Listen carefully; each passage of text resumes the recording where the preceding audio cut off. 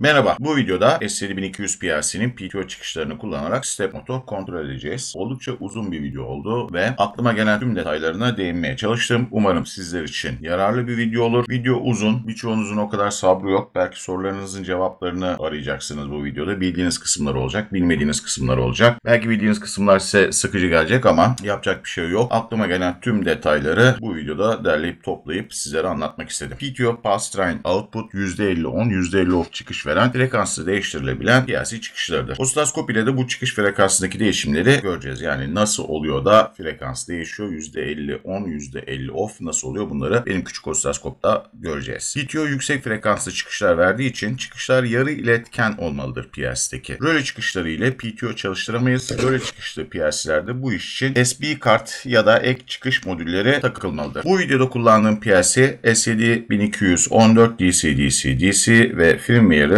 2.2. 4 adet PTO çıkışı var ve aynı anda 2 eksen sürebiliriz.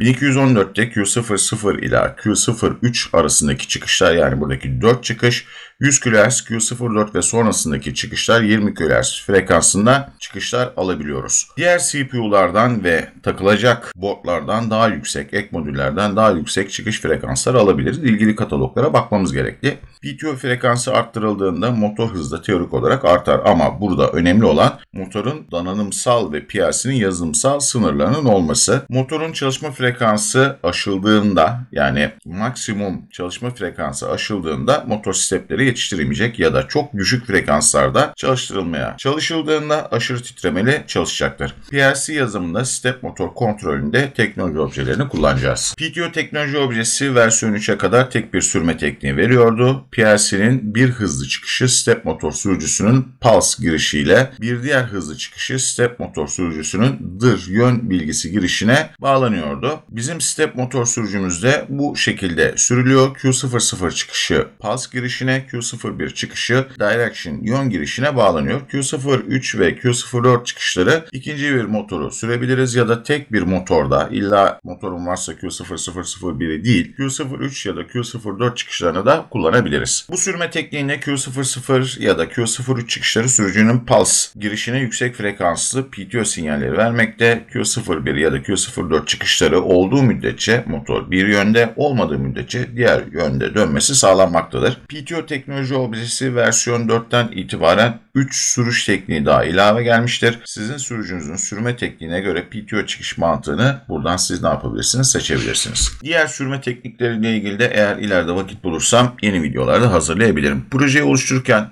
ki oluşturalım. Create New Project diyelim. Bundan sonra sizin Project View'den devam ediyorum. Add New Device. 1214 DC benimki AE30 Firmware 2.2. Projeyi oluştururken CPU özelliklerinin alt kısmında yazmakta. Şurada nerede diyor? Bakın 2 Pulse Outputs diyor. OK diyorum. Ya da projeye CPU ekledikten sonra burada yukarıya aldık. Şurada device özelliklerini gördüğümüzde General'a gelelim. Burada da yine bana nerede o 6'dan high counter var ki pulse output olduğunu gösteriyor. Programlamayı teknoloji objeleri üzerinden yapacağım. Bunu aşağı alalım. Gelelim sol menümüze.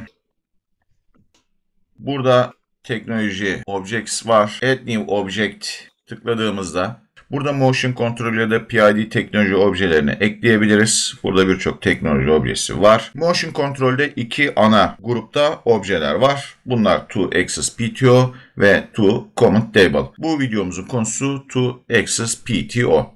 Şu. Motion Control bize versiyon 1.0'dan, şu an TIA Portal 20 kurulu olduğu için versiyon 8.0'a kadar seçenekler sunar. Her bir versiyonda motion kontrol bloklarına ek özellikler gelmekte. Belki siz bu videoyu izlediğinizde 8'in üstünde de bir versiyon gelmiş olacak. Bilmiyorum. CPU firmware'ı versiyon 1.0.2.0.2.1.2.2'de 2 adet darbe üretici. Firmware versiyonu 3.0, 4.0 ve daha sonrasında 4 adet darbe üretici var. Bu CPU'nun, yani bizim PLC'mizin firmware ile alakalı bir şey. CPU firmware firmware versiyon 2.2 ve öncesinde PTO1 devreye alındığında yüksek hızlı sayıcı HCS1 ve PTO2 devreye alındığında HCS2 ilişkilendirilir. Versiyon 3.0'dan itibaren tüm HCS hızlı sayıcılar burada kullanılabilir. Yani bir rezerv yapmıyor. Benim PLC'min firmware'ı versiyon 2.2 olduğu için burada bana teknoloji obje motion kontrolde versiyon 3.0'a kadar seçim yapabiliyorum. Örneğin seçim 8'i yaptığımda seçme şansı vermiyor. Hatta 4'te bile seçme şansı vermiyor. Ancak versiyon 3'ten itibaren kullanabiliyorum. Yani bu versiyon, üst versiyonları belki CPU'nun, PLC'nin firmware'ı 4'ün üstünde olan başka PLC'lerde dener, aradaki farkı sizlere anlatmak isterim. Bunda başka bir video konumuz olsun. Versiyon olarak 3.0 seçtik. 2-axis PTO'yu seçiyoruz burada. Şurada name kısmı var. Name kısmına eksenimiz için isim girebiliriz. Bu isim girmediğimizde axis 1, 2, 3 şeklinde otomatik veriyor. Daha sonra değiştirebiliriz bunu. Buradaki data blok numarası manuel ya da otomatik seçebiliriz. Daha önce zaman öğesi sayıcılarda anlattığım gibi, BB'lerde anlattığım gibi. Hani benim bir programlama takıntım yok. İlla access kontrolleri data blok numarası 50'den başlasın, sayıcılar zaman öğeleri şuradan başlasın gibi manuel olarak yapmama gerek yok. Otomatikle devam ediyorum.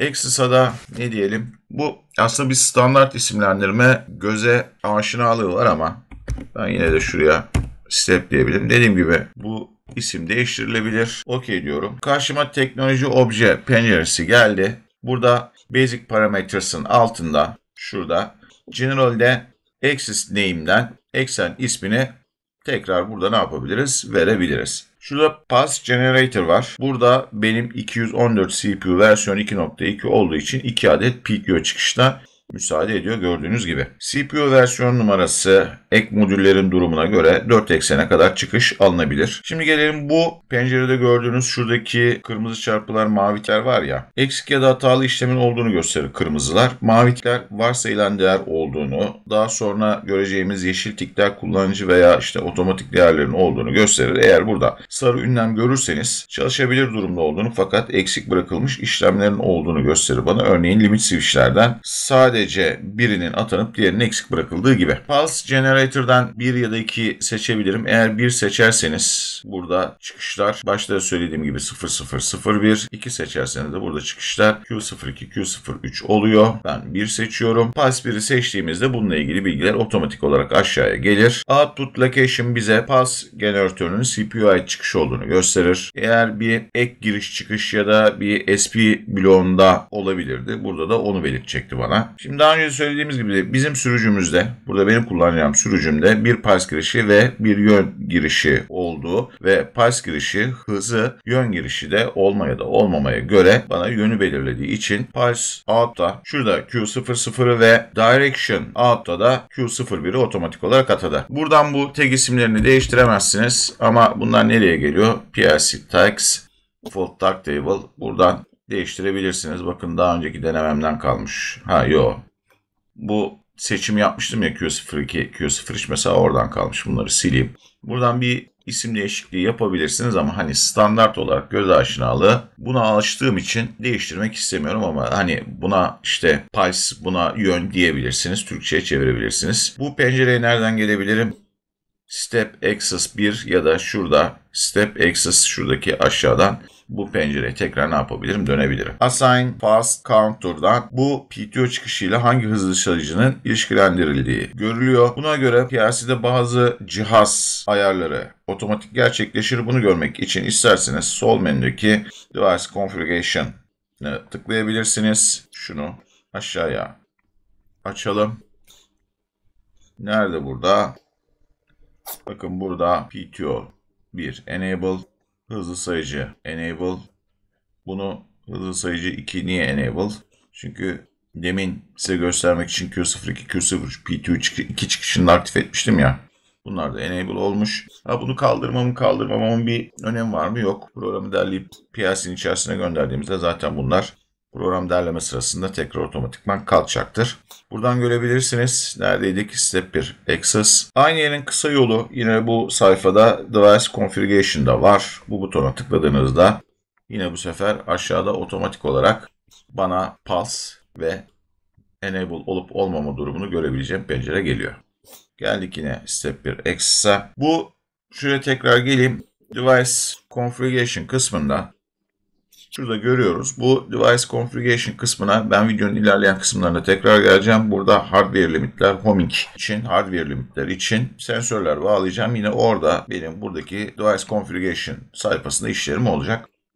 Şimdi döndük buraya geri. General sekmesinde son ayarımız Unit of Measurement şurası. Burada Position Unit var. Bunu açtığımızda bana ölçü birimlerini gösteriyor. Burada temel ölçü birimini milimetre, metre, inç, feet, pulse şeklinde ne yapabiliyoruz? Seçebiliyoruz. Bazen milimetre, bazen pulse sayılarını kullanabiliriz. Pulse milimetre ya da işte pulse inç neyse artık seçiyorsanız geçişlerini göreceksiniz. Diğer ilgili pencereler ne yapacak? Otomatik olarak değerleri birbirine çevirebilecek. Ben milimetre üzerinden gidiyorum. Burada Expanded Parameters var. Bu sekmede bir PLC çıkışı ve bir PLC girişi için isteğe bağlı seçim yaparız. Burada bir karışıklık var. Bu karışıklığın üstünde de durmak istiyorum. Şimdi Enable Output. Burada bazı sürücülerde Enable verildiğinde sürücü hazır ola geçer ve çalışmaya başlar. Bazılarında Enable verildiğinde motor boşa çıkar. Özellikle step motorlarda. Step motorlarda şöyle bir durum vardır. Sürücüler enerji altında duruyorken, motor hareket etmiyorken yük ağırlığı ya da diğer nedenlerle sürüklenip pozisyon kaybetmemesi için ilgili kutuplara akım verilerek mil sabit tutulur. Birçok step motor sürücüsünde bu akım half ya da full olarak sürücü üzerindeki dip switchler ile ayarlanır. Ama bazen sisteme elle müdahale etmemiz gerekebilir. Örneğin mekanik sıkışır, parça sıkışır, elle mekanizmayı hareket ettirmemiz gerekebilir. Normal çalışmada enable girişine sinyal verilmez step motorların birçoğunda. Elle müdahale edileceği zaman enable girişi verilerek motorun fren yapması kaldırılır. Yani step motor sürücülerin birçoğunda motor duruyorken mil sabit kalsın diye motor enerji altında kalır. Birçok servo sürücüsünde ise enable sürücüye hazır ol sinyali gönderir. Yani buradaki program enable sinyalini gönderdiğinde motor sürücüsüne bir input olarak bunu verdiğinde motor sürücüsüne çalış komutu vermiş olur.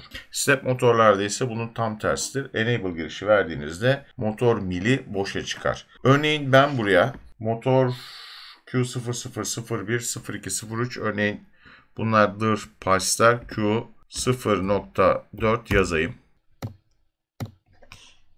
Step Access 1 Drive Enable diye buraya ne yaptı? Kendi tagini de atadı. Şimdi bunu bu şekilde bıraktığımda olacak iş şu. Motoru çalıştırırken ya commissioning ekranından ya da program üzerinden motoru çalıştırırken burada Q04 Enable çıkışı aktif olur. Eğer ben bunu da götürüp buradaki step motor sürücümün enable girişine verecek olursam tam program çalışacağı zaman çalışmadan önce motor sürücüme enable verildiği için motor boşa çıkar, mil boşa çıkar ve buradaki göndermiş olduğum komutlar çalışmaz.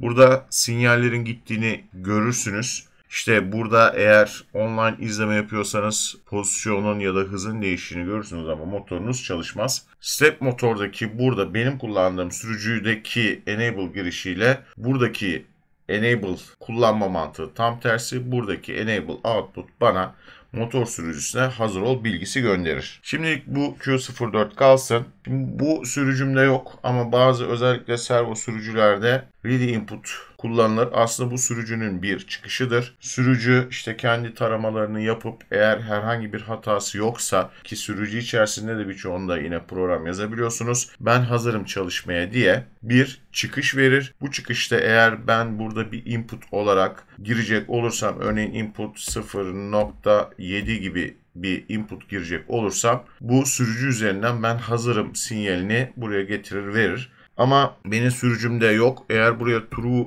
yazacak olursak sürücü devamlı hazırmış gibi program algılar ve buna göre işlem yapar. Mechanics sekmesinde şurada Pulses per Motor Revelation kısmında motorun bir turunu kaç pulse'te attığı girilmelidir. Benim motorum bir turunu 2000 pulse'te tamamlıyor. Burası benim için 2000 olacak. Burada ilk denemelerimi ben boştaki bir motor üzerinde yapacağım. Daha sonra komik ve işte hardware limit switchleri anlatırken setin üzerinde bu anlatımı yapacağım sizlere. Oradaki benim sistemim mesela 10 santimetre ilerliyor her bir turda. Yani burada benim için ne oluyor? 100 milimetre ilerliyor oluyor. Bu alana girilebilecek maksimum değerleri ekranda görüyorsunuz. Ama benim aklıma takılan bir şey oldu. Benim PLC'min en fazla 100 kHz çıkış verdiğini biliyorum. 100 kHz'lerin üzerinde şuraya bir değer girdiğimde neden hata mesajı vermediğini de anlamıyorum. Örneğin 150 1, 2, 3. Yani bana bir hata mesajı vermiyor. Bu hızlarda bir sürücü var mı bilmiyorum. Benim sürücüm şu anda 2000 yani 2 kHz'lerde çalışıyor. 150 kHz'lerde çalışan bir sürücü var mı yok mu bilmiyorum ama hani burada da bir uyarı vermedi. Sonuç itibariyle benim buradaki CPU'mun Q00 çıkışından ben en fazla 100 kHz alacağımı biliyorum. 150 kHz'lik bir pulse üret dediğimde buna bir hata olarak vermedi. Bunu 2000'e geri çekeyim. Şimdi tüm işlemleri yaptınız, programı yazdınız ama çalıştırdığınız zaman yön seçimini yanlış yaptığını gördünüz. Program ve ayarları değiştirebilirsiniz tek tek girip de jog komutlarında ve diğer komutlarda tek tek bazı değişiklikler yapabilirsiniz. Homing'de işte sağdan soldan bul kısmında falan bazı değişiklikler yapabilirsiniz. Ama bunun daha kolayı var. Dediğim gibi programı yazdınız. Çünkü programda pozitif yön ve negatif yön biraz sonra göreceksiniz. Seçmeniz lazım. Pozitif ve negatifin yönünü karıştırdınız ve işte pozitif yön olarak düşündüğünüz yönde aslında ters gittiğini gördünüz motorun. Program içerisindeki ayarları ve komutları tek tek değiştirebilirsiniz ya da burada Invert Direction Signal diye bir yer var. Bunu seçtiğinizde aslında motorun otomatik olarak seçtiğiniz pozitif ve negatif yön bilgisini ne yapmış oluyorsunuz? Değiştirmiş oluyorsunuz. Şurada Position Limit kısmı var. Bu kısmı daha sonra anlatacağım. Atlıyorum bu kısmı şimdilik. Gelelim Dynamics General. Bu sekmede sistemimizin hareket edebileceği en yüksek hızı ve olağan rampalı kalkış duruş zaman değerlerini veriyoruz. Unit of Velocity şurada birimimizi seçiyoruz. Yine bunu otomatik olarak program milimetreye çevirecektir. Yani pas bölü saniye olarak seçtim ben bunu ve burada değerler görüyorum. Aşağıdaki değerleri otomatikman ne yapacak? Milimetre olarak değiştirecektir. Bundan sonrasında sistemin mekaniği göz önüne alınması gerekir. Benim motorum 2000 pulse'a bir tur atıyor. Yani saniyede ben bunun en fazla 4 tur atmasına müsaade etsem maksimum velocity'yi 8000 pulse olarak ne yapıyorum? Buraya giriyorum. Altında da otomatik olarak burada 400 mm bölü saniyeyi görüyorsunuz. Otomatik olarak bu çevrimi yaptı. Benim motorum bir turda 100 mm atıyordu. 4 turda 400 mm bölü saniye hızında sistem hareket edecektir. Burada şöyle bir şey söyleyeyim. Hani pulse'ler 801, 802 gibi küsuratlı sayılar olursa yani küsuratlı da demeyeyim de 2002 pulse bölü tur gibi sayılar olursa kalansız bölünemeyen çevrimlerde yuvarlama hatası olabileceği dikkate alınmalıdır burada. Start stop velocity şu. Rampalı kalkışı da duruş sıfırdan başlayarak maksimum değere çıkmaz. Aynısının tersi duruş için geçerlidir. Başlangıç hızının hangi değerden başlayacak ya da durduğu anda hızı en son kaç olacak buradan ayarlanır. Eğer bir şişe taşıyan band sisteminiz var ve duruş kalkış sırasında şişelerin devrilme riski varsa bu değeri düşük ve alt taraftaki zamanı büyük seçmeniz gerekebilir. Aynı durum eylemsizliği büyük olan yükler için de geçerlidir. Kalkış ile duruş rampaları başlatma değerleri büyük seçilirse motor adım kaçırabilir. Şu unutulmamalı ki program içerisinde maksimum velocity'nin üzerine çıkılmaz. Start stop velocity'nin altına düşemezsiniz. Çalışmaz ve hata mesajı verir. Bu alanlara girebileceğiniz maksimum değerleri ekranda görüyorsunuz. Ben denemelerimi düşük hızlarda kullanacağım için saniyede yarım tur yani ne diyelim şuraya 1, 2, 3, 1000 diyeyim. Çünkü 2000'de bir pulse atıyorsa 1000'de yarım tur atar. 1000 olarak start stop velocity değerini ne yapıyorum? Ayarlıyorum. Acceleration ve deceleration şu kısımlar. Bu hızlanma ve yavaşlama ivmelerini buraya girebilirsiniz ya da rampalı kalkış ve duruş zamanlarını buraya girebilirsiniz. Program ivmelerini hesaplar. Burada 5 saniye olarak kalsınlar. Yine bununla ilgili maksimum ve minimum değerlerini ekranda görüyorsunuz. Şu an benim için bunlar 5 saniye olarak kalsınlar. Biraz daha aşağı çekeyim. Sayfanın altında Enable Jerk sarsıntı sınıfı seçimi var. Başlangıç hızı, maksimum hıza çıkma ve duruş anındaki sarsıntılar mekanizma için sorun teşkil ediyorsa Enable Jerk limiti aktif edebilirsiniz ve değer buraya girebilirsiniz. Detaylı mekanik bilgim olmadığı için Jerk limiti aktif etmiyorum çünkü değer olarak ne gireceğimi bilmiyorum. Buraya bu alana gireceğiniz maksimum ve minimum değerleri yine ekranda görüyorsunuz. Ama mesela şunu seçtiğimde bakın başlangıç ve duruşlardaki değişiklikleri görüyorsunuz. Hani mekanizma nasıldır? Mekanizmada bu sarsıntı gidericiyi nasıl kullanıyoruz? Değer ne olmalı? Açıkçası bilmiyorum ama harekette bir değişiklik meydana getirdiğini enable yaptığınızda görüyorsunuz. Ben şu anda enable yapmıyorum çünkü ne gireceğimi bilmiyorum. O yüzden böyle bırakıyorum. Emergency stop var şurada. Bu kısmı atlıyorum. Homing'i anlatırken buradaki değerler benim için önemli. Homing kısmında buraya tekrar geri dönüş yapacağız. Yine şu homing kısmını da atlayacağım. Sizi ayar kısmına daha çok boğmadan şu step motoru hareket ettirelim bakalım. Programı yazmadan önce sistemimizi test etmek isteyebilirsiniz. Bunun için sol menüdeki şuradaki commissioning'i tıkladık. Access Control paneline geliyoruz. Şimdi üzerine ayarlar yaptığımız Access teknoloji objesini PLC'mize göndereceğiz ama burada dikkat edilmesi gereken nokta şu. Program blocks main OB1 PLC'ye gönderilirken PLC run değilse stop'a geçer ve program yüklenir. Daha sonra PLC run'a geçer ya da yüksek CPU'larda işte program yüklenir ama program tamamen main OB1 kısmı tamamen yüklendikten sonra işte döngü yeni yüklenen main OB1 üzerinden dönmeye başlar. O program aktif hale gelir. Fakat sadece teknoloji objeleri PLC'ye yüklenirken PLC stop'a geçmez. Bu nedenle teknoloji objects'ler PLC'ye stop'a çekilerek gönderilip sonradan run yapılmalı ya da işte gönderildikten sonra PLC stop run yapılarak bunlar aktif edilmelidir. Ayarlar sırasında hızlı sayıcılar da aktif edileceği için hardware değişiklikleri PLC'ye yüklenmeli en azından bir sonraki hardware değişikliğine kadar. Bir diğer noktada commissioning'den PLC'ye müdahale edilirken PLC programında eksen aktif olmamalıdır. Yani biraz sonra yapacağız. Main OB1 üzerinden bir program aktif edilmemelidir. Aktif olmamalıdır. Yani dediğim gibi bu programlamayı biraz sonra yapacağız. Buradaki MC Power komutu enable girişi logic 0 ya da false olmalıdır. Main OB1'deki MC Power aktif iken commissioning'den motora müdahale etmemize izin vermez. Gönderelim. Şu anda benim main OB1'im boş. Böyle bir sıkıntım yok. Daha sonra göreceksiniz sadece hardware konfigürasyon yolladığımda olacak. Ya da sadece şuradaki teknoloji objelerinde step 1 access'ı gönderdiğimde olacak. Şu an gönderelim. Bir hardware and software only change gitsin.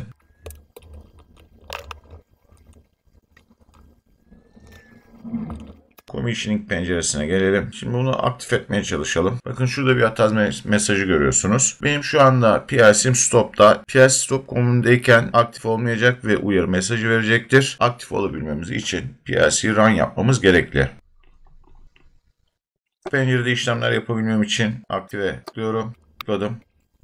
Şu anda CPU ile online oldu. Şurada görüyorsunuz zaten online olduğumu. Sonra burada enable kısmına tıklıyoruz. Burada command kısmında çalışma modları var. Şu jog alalım biz bunu. Zaten jog'daydı standart olarak ama jog'da kalsın. Jog çalışmada motoru velocity alanına girdiğimiz hızda backward, forward yani ileri ve geri butonlarına bastığımız sürece hareket ettiririz. Maksimum hızım benim neydi? 400 mm/saniyeydi. Başlangıç ve durma hızlarım benim neydi? 50 mm/saniye olarak girmiştik. Bu hızlar arasındaki bir hızda motorumuzu hareket ettirelim. Örneğin şuraya 100 mm/saniye yazalım. Basıyorum backward'a.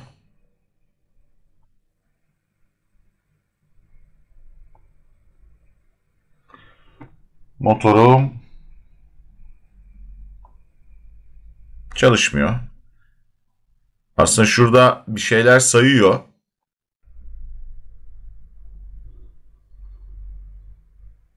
Ama burada çalıştığını görmüyoruz. Şimdi gelelim şuraya, configuration'a. Buradaki değişiklikleri offline'da yapıyoruz. Bunu sildim.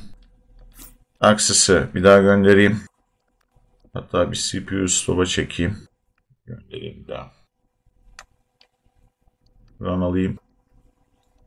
Bakın şu anda hala input var. Commissioning'e gelelim. Aktif.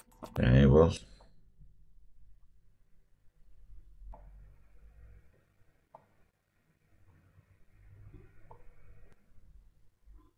Herhangi bir hata mesajı veriyor mu? Vermiyor. Tekrar buraya dönüyorum. Go offline. Offline'dayım. Şu kısmı siliyoruz. Bunu gönderiyorum tekrar. Yine geldi. Şuradan bir silelim bakalım. Configuration'a gelelim. Evet böyle bir şey yok. Biz de biliyoruz. CPU'm stop'ta mı? Stop'a çekiyorum. Run alalım. Commissioning'e tekrar gelelim. Aktif. Enable. oldu. Bu hatanın olduğu iyi oldu. Şu anda kamerayı elle tuttuğum için biraz sarsılacak. Backward yapıyorum. Bakın çıkış sinyali Q00'da var. Yön bilgisi yok. Forward yapıyorum. Hem pulse çıkışı var hem yön çıkışı var. Yani benim CPU'm şu anda pulse çıkışını veriyor. Ama devrem çalışmıyorsa buradaki bağlantılarıma bir göz açacağım.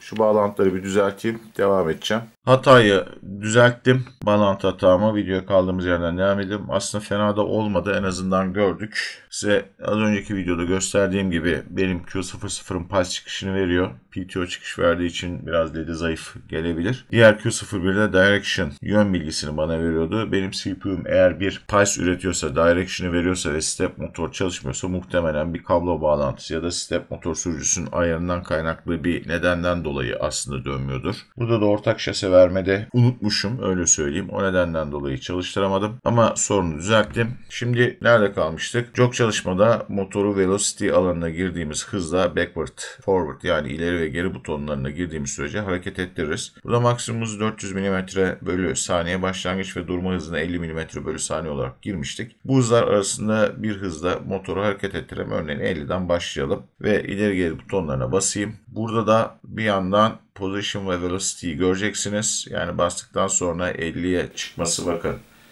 Birden 50'ye çıktı. Neden? Çünkü 50 benim başlangıç hızımdı. Forward'da da yine, backward'da da yine 50'den başlıyor. Artı eksi olması yön bilgisini verir burada bana. Şimdi örneğin 100 yapalım ve şimdi 100 mm bölü saniye ile hareket edeceğim. Burası 50'den başlayacak ve 100'e kadar bir rampalı kalkış yapacak. Dikkat edin. Tam hıza ulaştı. Ve rampalı bir şekilde duruş yapıyor. Stop basmam bir şey değiştirmez.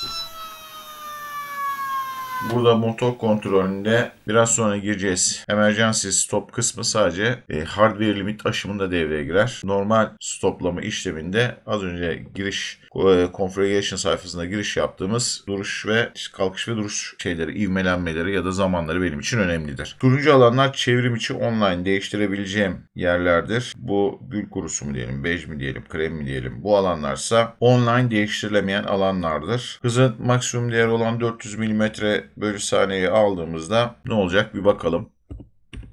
Şimdi maksimum hızım 400 müydü? 400'e aldım ve başlıyorum.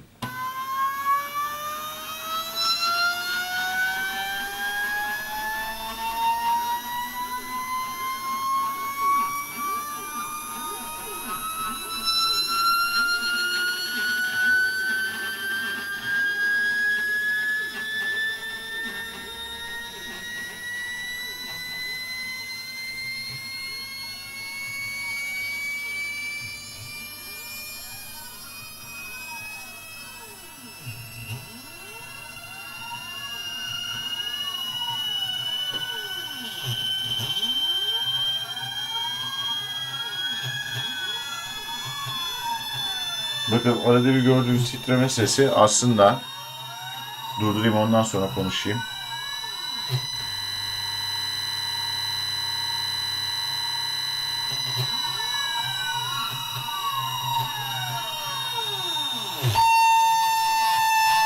Bakın şu anda motorum durdu.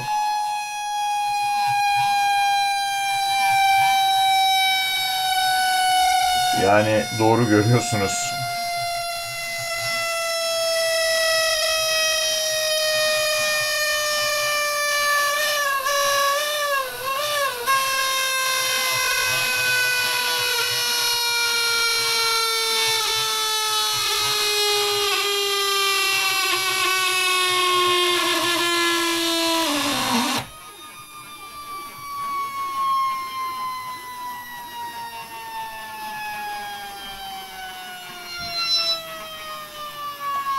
Dur artık. Şimdi gürültülü olduğu için Durmasını bekledim. Arkadaşlar maksimum hızım 400 mm/saniyeydi. Yani 8000 pulse'ti. 8000 pulse'e gördüğünüz gibi motor yetişemedi. Pulse'leri yetiştiremedi. Çünkü bu motorun da şurada bir parçası var. Kendi milinin eylemsizliği var. İşte yatak ve sürtünmeleri var. Bu nedenden dolayı mesela saniyedeki 4 turluk hıza benim step motorum yetişemedi. Tur kaçırdı. Aslında bu motor için, ki yüksüz olmasına rağmen, şuradaki yük çok küçük olmasına rağmen tur kaçırdı. Daha da fazla yük olduğu için, daha da fazla yük olduğunda bu tur kaçırmalar çok daha artacaktır. Daha düşük hızlarda da bu tur kaçırmaları yaşayacaksınız. O nedenle step motorunuzla ilgili işte donanımsal özellikleri, mekanizmanın özelliklerini bilmenizde fayda var. Şu ivmelenme üzerine de biraz duralım. Benim hızım şurada 50, minimum zaten 50 idi. Maksimumu neydi? 400'dü. Şimdi burayı örneğin 200 yazalım ve ivmelenmeyi de 15 seçeyim. Neden 15 seçtim ivmelenmeyi? Çünkü 200 başlangıç hızı benim 50, 200 eksi 50, 150, 150 bölü 15, 10 saniye olması gerekli. Kalkış zamanı. Şimdi küçük videoda da motoru göreceksiniz. Ben ona zamanlayıcı da ekleyeceğim video üstünden. Bakalım ivmelenmede neydi zaman? Kalkış rampası örneğin bunun için ya da duruş rampası için de geçerli. İşte lak hız 200 eksi 50, 150 bölü 15, 10 saniye. Şimdi başlıyorum.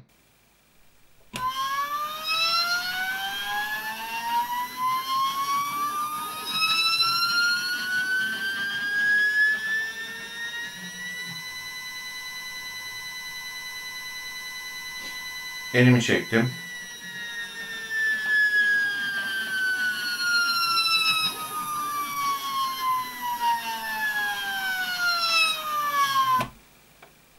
Şimdi 15 değil de 150 yazsam buraya, normalde 1 saniye içerisinde kalkması lazım. 30 yazalım bakalım 5 saniye içerisinde kalkış yapacak mı? Başlıyorum.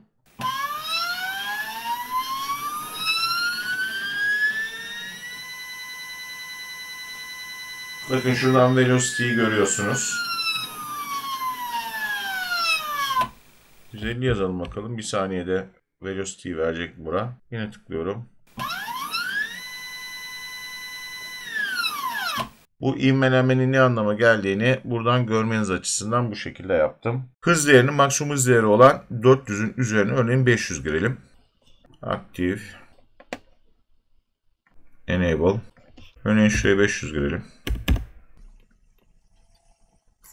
Backward ve forward'lara basalım. Bakın aşağıda bir şey açıklama yazmış bana. Şurada gördüğünüz gibi. Şuraya bir daha tıklayayım. Diyor ki hız parametren diyor. Senin motion control'de girmiş olduğu o değerin üstünde diyor. Ne girmiştik biz orada? 400 girmiştik. En küçük değerde ne girmiştik? 50 mi girmiştik? Mesela 10 yazalım. Burada da diyor ki start stop velocity'den, yani start stop hızından daha düşük bir hız girdin diye. Ne demiştik? Configuration ekranında Dynamics General'da buradaki demiştim hız değerleri arasında ben ne yapabilirim? Çalıştırabilirim demiştim. Şimdi şu alanlara ben müdahale edemiyorum burada. Değiştiremiyorum.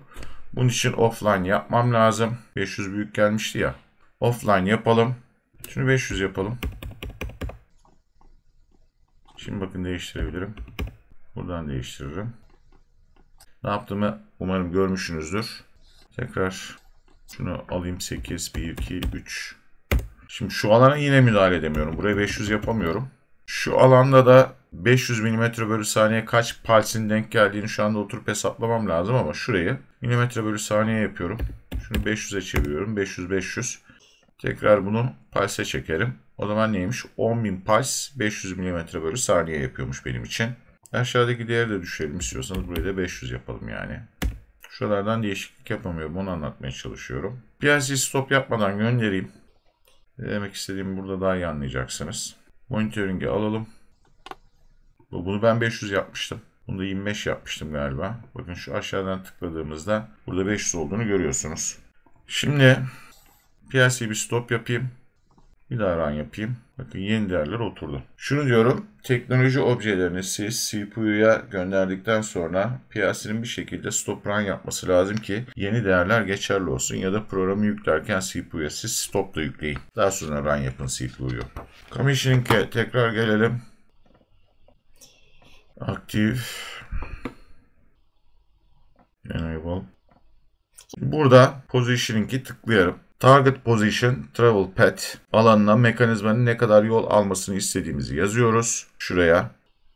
Örneğin 100 yazalım. Velocity, bu yolu hangi hızla gitmesini istediğimizi yazıyoruz. Örneğin 50 değeri kalsın. Şuradaki Acceleration, Deceleration alanına kalkış duruş rampa ivmesini giriyoruz. Dediğim gibi sistem kalkış duruş rampalarını siz verirsiniz ama configuration ekranında o sadece ivmelenmeyi hesaplar ve o aradaki hız farkı kadar o ivmelenmeyle gider. Burada örneğin 4.75, bunu daha büyük yazarsanız, örneğin 4.75 değil de 10 yazarsanız ivme arttığı zaman hızlanma süresi ne yapacaktır? Daha az olacaktır. Şimdi dikkat edecek olursanız bu aşağıda ekran şeyler var, butonlar var. Absolute, Relative ve Stop. Bunlardan sadece Relative ve Stop butonları aktif. Relative motor konumunu şuradaki Target Position'da yazılan değer kadar göreceli olarak ileri ya da geri hareket ettirir. Motorun mevcut konumunun bir önemi yoktur. Örneğin 100 yazdığımızda pozitif yönde 100 mm, eksi 100 yazdığımızda negatif yönde eksi 100 yazdığımızda negatif yönde 100 mm hareket ettirir. Stop butonuna bastığımızda ise rampalı bir şekilde yolun gidilmesi beklenmeden durulur. Başlayalım. 100 mm git dedim. 2050 ile git dedim. 50 mm bölü saniye. Şimdi relative ile çalıştırayım. Bakın o yolunu gitti. Şurada da position'ı görüyorsunuz. Velocity, hız 50 ile başlayacak. 100 ile başlasın, o ara rampalanmayı görelim. Bakın 100 ile başlayacak. Bir 100 daha ilave edecek. 200'e gidecek. Hız onu gördüm ya. Hız. Süreyi uzun yaparsam belki rampalanmayı görür. 600. Özür. Şuraya 600 yazalım. Çünkü daha rampalanma bitmeden yol bittiği için kalkış rampasından direkt duruş rampasına geçiyor. Şu 50 ile başlayacak. 100'ü görecek ve 200-800'e kadar gidecek.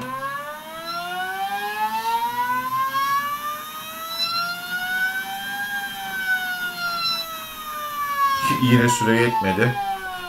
Kalkış duruş rampası, yani şu mesafeyi büyütürsem 100'ü görecek bu, ama hani kalkış ve duruş rampası içerisinde zaten mesafeyi yakaladığı için tam hıza ulaşamıyor. Peki eksi yazarsak ne olacak buraya? Şunda biraz hızı eksi verdirmedi. Şuna mesela eksi 200 yazalım. Target Position'a ya da Travel Path'e verdi. Şu anda ben geri dönmesini bekleyeceğim.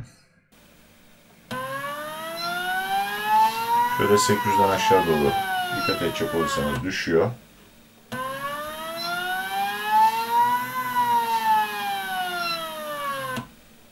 Evet. Şimdi bu Absolute niye aktif değil? Absolute'de belirtilen bir noktaya gider. Yani 300'e git, 300, 500'e git, 500. Eksi 2000'e git, eksi 2000'e. O nedenle konum ilk başlangıç değeri, yani home noktası istenir. Home'a tıklıyoruz. Şurada tıkladıktan sonra Home Position kısmı var. Burada milimetre olarak. Bu kısma eğer mekanizmanın bulunduğu nokta ile Home limit switch'i arasında bir offset farkı varsa milimetre cinsinden onu yazıyoruz. Örneğin bir kesme sistemimiz var. Giyotinle mekanizmaya yaklaşabileceği en yakın nokta, yani mekanizmanın kesme ağzına yaklaşabileceği en yakın nokta 800 mm yaklaşıyorsa home pozisyon kutucuğuna 800 ya da işte eksi 800 ne yapabiliyorsunuz? Yazabiliyorsunuz. Örneğin eksi ne dedik, 800 mü? Yazabilirsiniz. Artı 800 yazarsınız ama bende bu 0. Acceleration, Deceleration, home pozisyonuna gitme, kalkış duruş ivmesi yazılıyor buraya. Set Home Position. Bu butona basıldığında motor durduğu noktayı home, yani 0 noktası olarak kabul eder.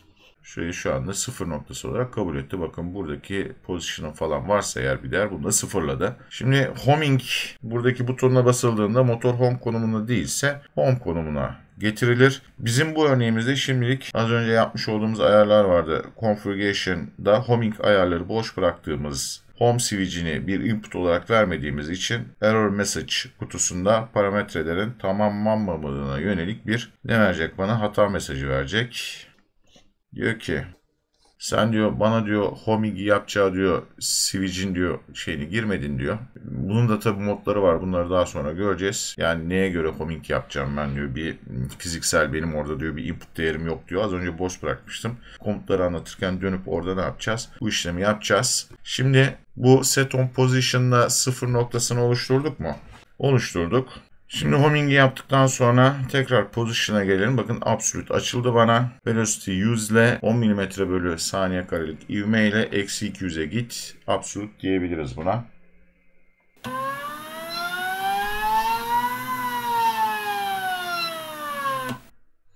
Bunu bu sefer mesela 800 yapalım. 800'e gidecek. Şurada position'ı 800 olarak göreceksiniz. Mesafe yettiği için 100'e çıktı ve hemen duruş rampasına geçti.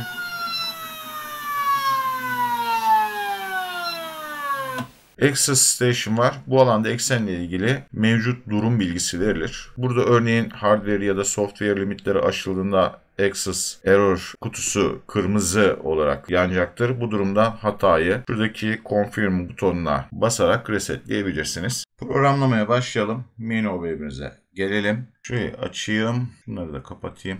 Teknoloji obje komutları sağ menüde teknoloji başlığı altındadır. Şuradalar. Motion Control'e tıklıyorum. Bakın burada komutlarımı görüyorsunuz. Şu MC Power komutunu bir alalım.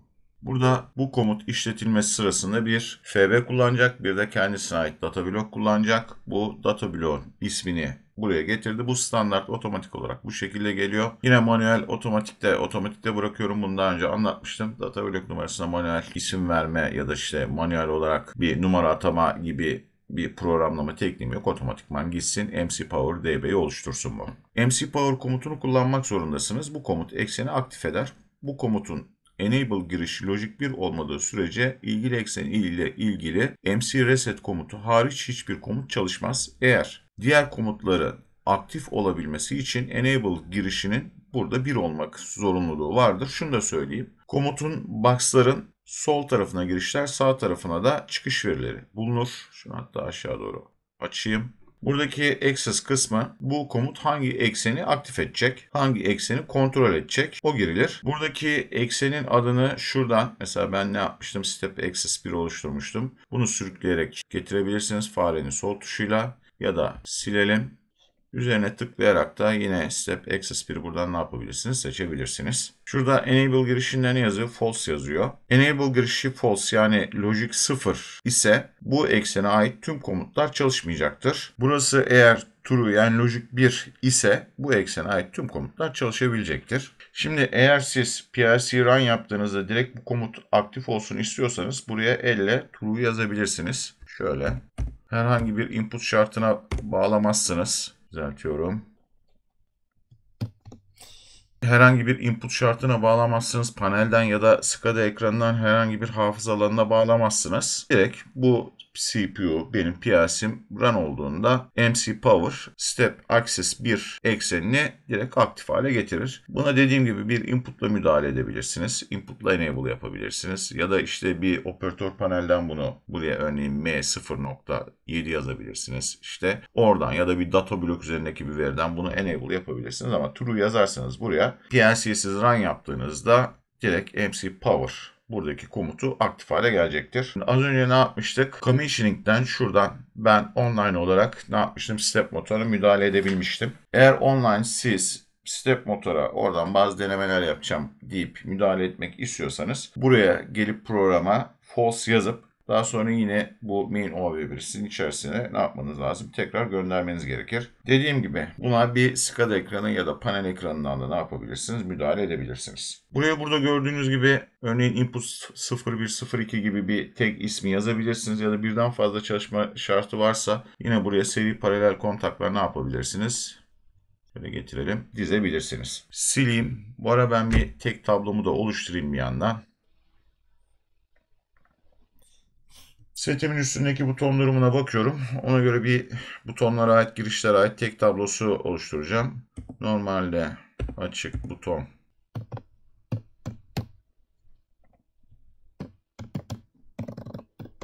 Caps Lock açıktı.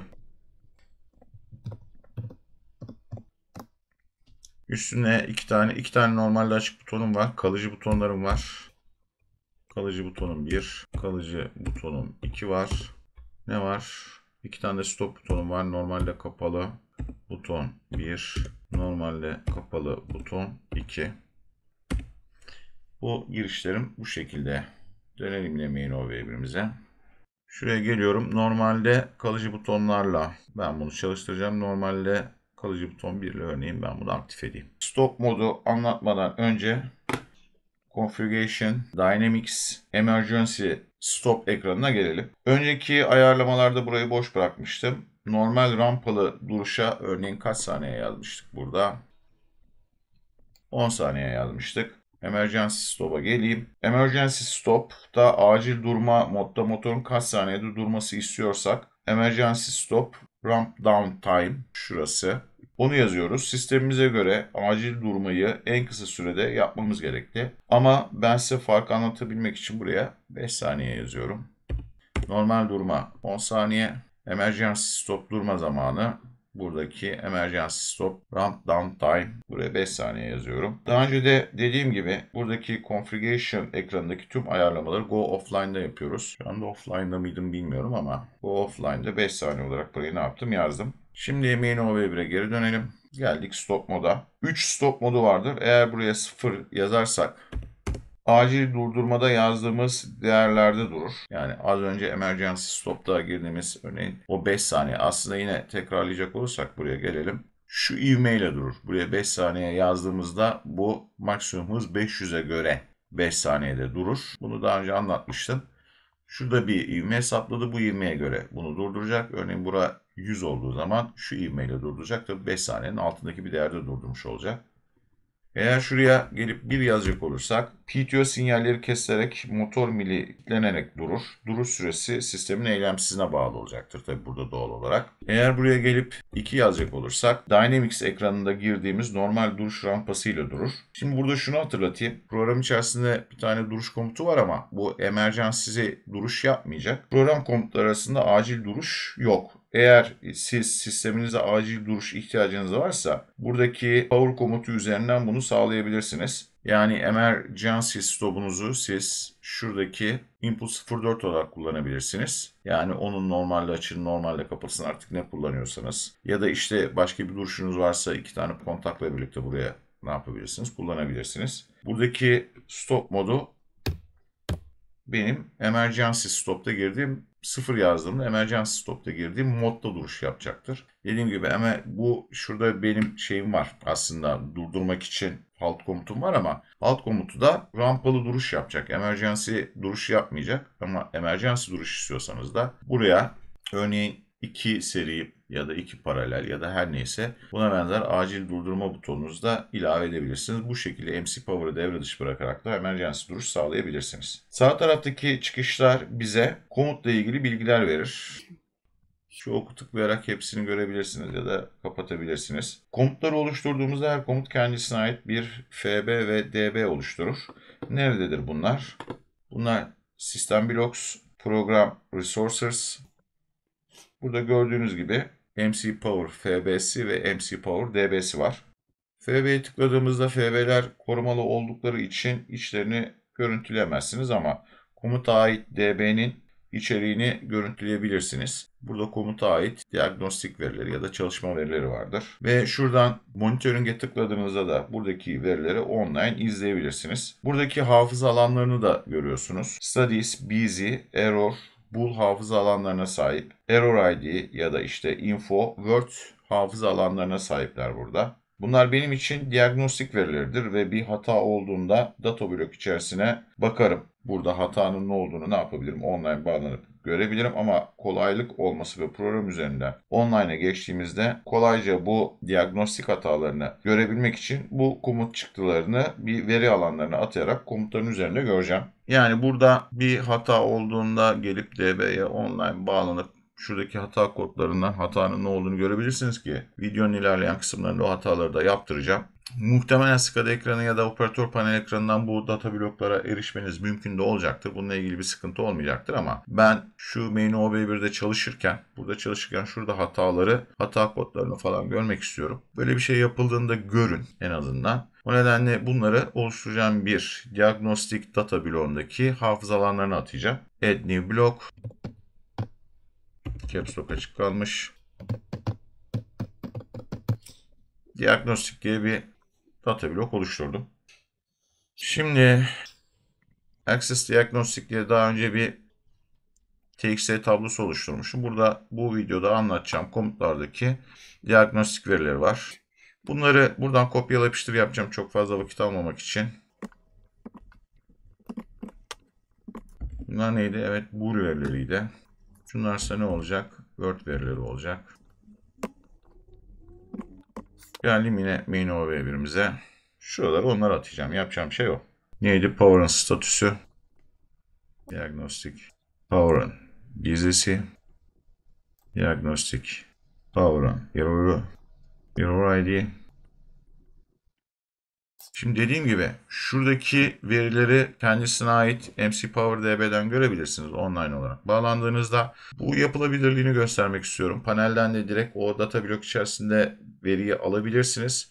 Ama ben burada online'a bağlandığımda burada verileri görmek istediğim için bunu buraya atıyorum. En azından data blokla veri alışverişinde bu araya sıkıştırmış olacağım. Şimdi şu pencerelerin bir kısmını kapatalım. Başka bir şey anlatacağım. O amma pencere açmışız. Main OB1'i açalım. Diagnostik data bloğumuzu açalım. Şu main OB1'e geldim. Hatta şunu sildiğimi düşünün. Pencereleri yan yana alayım. Bu neydi? Error info'ydu. Şu. Buradan sürükleyerek de ne yapabilirsiniz? Siz buraya bunu getirebilirsiniz. Bu da başka bir olasılık. Şimdi bu diagnostik verilerin anlamları ne? Ona bakalım. Eno hemen hemen tüm box komutlarda olduğu gibi. Daha önce işte zaman öncesi sayıcı mob'una benzer komutlardan bahsetmiştim. Bu komutlarda olduğu gibi komut aktif olduğunda çıkış veriyor. Studies true ise komut etkinleştirilmiş demektir. Burada enable girişinden sonra eğer daha önce bahsettiğim gibi sürücünüzde ready input girişi varsa o girişi bekler ve enable olduktan sonra çok kısa bir süre sonra eğer ready input bekleyecekse onu bekler, çok kısa sonra devreye girer.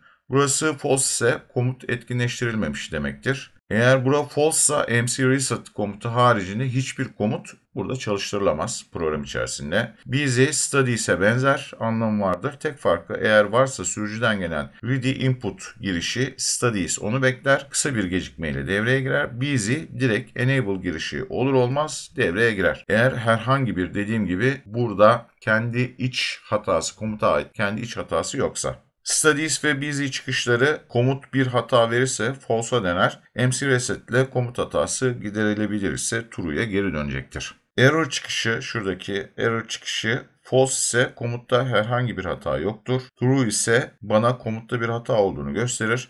Peki bu hatanın ne olduğunu nasıl bileceğiz? Şuradaki error ID hatanın ana başlığını, error info hatanın alt başlığını bana verir. Bununla ilgili denemeler daha sonra yapacağız. Şimdi bundan sonraki komutlarla da bu diagnostik çıktılarını ben bir hafızalarına atacağım ama aynı olan çıktıları detaylıca anlatmayacağım. Tüm komutlarda bu vardır. Yani buradaki motion control tüm komutlarında vardır bu. Sağ üstte görüyorsunuz bir steteskop sembolü var. Bu steteskop sembolüne tıklarsanız diagnostik penceresi açılır. Detaylarını bunun daha sonra açıklayacağım ama işte monitoringi açtığımızda bu ekranda Excel'in mevcut durumu ve hatalarını ne yapabilirsiniz görebilirsiniz. Diagnostik bilgilerini alabilirsiniz. Şuraya geri geleyim. Buradaki diğer bir kısa yol, sembol ise takım çantasıdır. Buna tıkladığımızda beni Configuration penceresine götürür. Yapmamız gereken değişiklikleri yaparız. Buraya 2 adet kısa yol tuşu koymuşlar.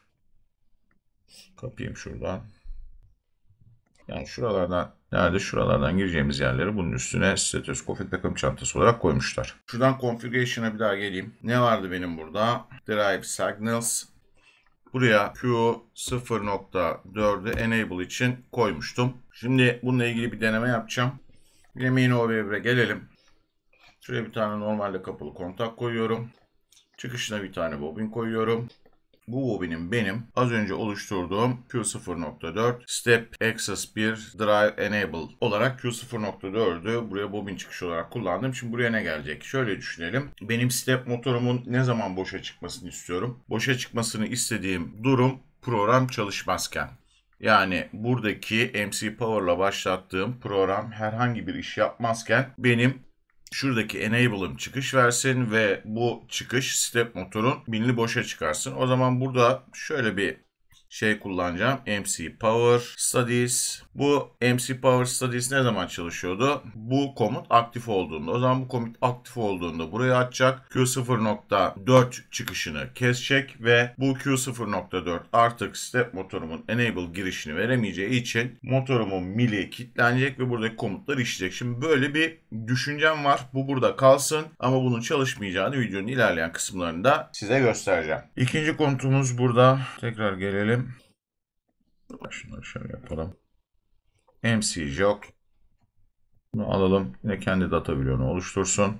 Yine bu da buraya FB ve DB'sini arttı. Eksenimizi girelim. Hadi yine buradan alayım ekseni. Eksene girdik. Şurada üstte ne var? Jog forward ve jog backward var. Jog forward bu giriş olduğu sürece motor ileri yani pozitif yönde. Jog backward bu giriş olduğu sürece de motor negatif yönde dönecektir. Burada velocity değerim var. Bu motor hızı değeri girilecektir buraya. Velocity real bir hafıza alanına sahiptir. Aynı şekilde configuration penceresinden hız bilgisini girdiğimiz kutuda real yani ondalıklı değer girebiliriz. Onu yapmamıştım. Yine dönelim oraya. Şuraya girmiştik ya. Şurada bakın dikkat ederseniz buraya siz bir küsurat ne yapabilirsiniz? Girebilirsiniz. Ama dediğim gibi burada dönüşümler sırasında bir yuvarlama yapılması gerektiğinde yuvarlama hataları oluşabilir. Yine döndüm buraya. Bunun da diagnostiklerini atayım. Hızda ne yapalım buraya? Örneğin 100 yazalım. Kapatayım. Yine bunun diagnostiklerini gireyim.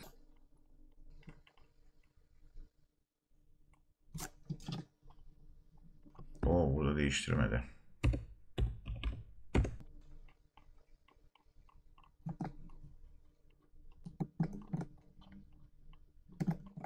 İyi fareyi koyduğumuzda geliyor. Aşağı unutmuştum. Bu da iyi oldu.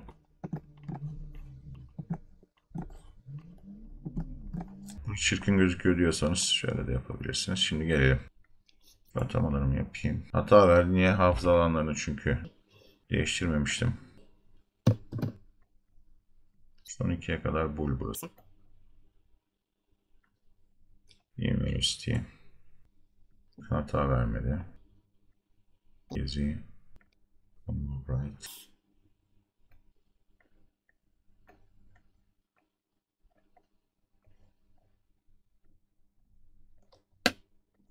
Şimdi önceki buradaki MC Power'dan farklı olarak Mojog'da diagnostik verilerinde ne fark var? Burada in velocity var. Motor velocity'de yazdığımız hıza ulaşıp bu hızla çalışmayı sürdürdüğü sürece burası true'dur. Bu komut çalışmıyorsa burası false'tur ya da komut çalışıyor fakat motor kalkış ya da duruş rampası üzerinde ve velocity'deki yazan hıza ulaşmamışsa bura yine false'tur. Common upright var burada. Şu biz iyi gördük zaten. Komut çalışırken başka bir görev tarafından sonlandırıldığında burası true olur. Software ya da işte hardware limitleri aşıldığında ya da acil durmada burası true olması gerekir. Çünkü jog işlevini ya da jog komutunu yarıda kesmiş oluyoruz. Şimdi buradaki MC jog'da velocity hızım 100 ve şurada Q0.4 ile bakıyorum üstüne bağlantım var mı? Bağlantım var. Enable'a çıksın diye. Bunu gönderelim PLC'mize. Configuration'a bir daha tıklayalım. Online alalım. Görüyorsunuz Q04 aktif. Main OVV'ye tekrar geldim. Bununla monitoring'e tıklıyorum. Şu anda enable çıkışım aktif. Allah Allah. Bakıyorum input 04 MC power'ı yani normalde kapalı buton. Bunu yanlış yapmışım. Şunu bir hemen düzelteyim. Kalıcı buton 1 ile. İsimlendirmeyi aslında yanlış verdim tek isimlendirmelerini ya. Online aldım. Şimdi false. False olduğu için şu kontak kapalı. Çünkü MC Power çalışmadığı için Studies kısmı da false ve bu kontak kapalı. Q04 çıkış veriyor. Peki PLC'min üstünde öyle mi? Şu videodan görüyorsunuz. PLC'min üstünde şu anda online'da Q04 1 gözüküyor. Logic 1 gözüküyor ama PLC'min üstünde Q04'ü göremiyorum. Enable yaptım. Bu kontak açıldı. Q04 devre dışı kalması lazım. Aksine Q04 şimdi geldi. Şimdi jog komutunu bir çalıştırmaya çalışalım. Bakın. Jog komutu şu anda çalışıyor gibi gözüküyor. Ama motorum herhangi bir şekilde dönmüyor ve işin garibi motorum şu anda bakın boşta. Hem komut çalışmıyor hem de motorum boşta. Q04'ü PLC girişinden çıkarıyorum. Mil kilitlendi. Bakın komut şimdi çalışıyor. Videonun başını hatırlıyor musunuz bilmiyorum ama step motorda Q0.4 olarak kullandığım bu configuration'daki Access 1 Drive Enable çıkışı, Q04 çıkışı servo motorlarda servo motora harekete hazır ol ya da işte komut çalışıyor sinyali gönderirken step motorlarda bu tam tersi. İşte bu program çalışmıyorken devreye girip Q04'ün devreye girip motor milini boşa çıkartması gerekli. Main OB1'e geliyorum. İşin enteresan yanı şuraya ne koyarsınız koyun. İster bunun açığını ister kapalısını ister getirin başka bir herhangi bir bağımsız input koyun. Burada her ne kadar program üzerinde Q04'ü Logic 0 ya da 1 yaptığı gözükse de döngü sonunda programın sonunda buradakinden bağımsız olarak Q0.4 MC Power aktif olduğunda çıkış verecektir. Step motordan tam tersi olarak MC Power aktif değilken çıkış kesilecektir. Program içerisinde eğer ben getirip şurada configuration'da buradaki konfigürasyon ayarlarına bir enable çıkışını atacak olursam o enable çıkışını program içerisinde istediğiniz şekilde kullanın. Buradaki aldığı değer önemli değil. Döngü sonunda buradaki program götürecek Q0.4'e eğer benim MC Power'ım aktifse 1 verecek. MC Power'ım aktifse 1 verecek. MC Power'ım aktif değilse 0 verecek. Bu step motorlardaki çalışmanın tam tersi. Geliyorum buraya. Configuration'a tekrar şunu bir uçurmam lazım. Bunların hepsini offline'da yapacağım. Geleyim hatta default tag table'dan da buradan da sileyim. Görüyorsanız sildi gözüküyor. Önce bir stop'a çekeyim. CPU'mu stop'a çektim. Şunu bir göndereyim. Bakın burada hata verdi. Software üzerinde bu bana hata veriyor. Derleyelim bunu. Bakın şu anda herhangi bir hata gözükmüyor derlemede. Şurası devreye giriyor. Bunu silerken bayağı bir zorlanıyoruz açık söylemek gerekirse.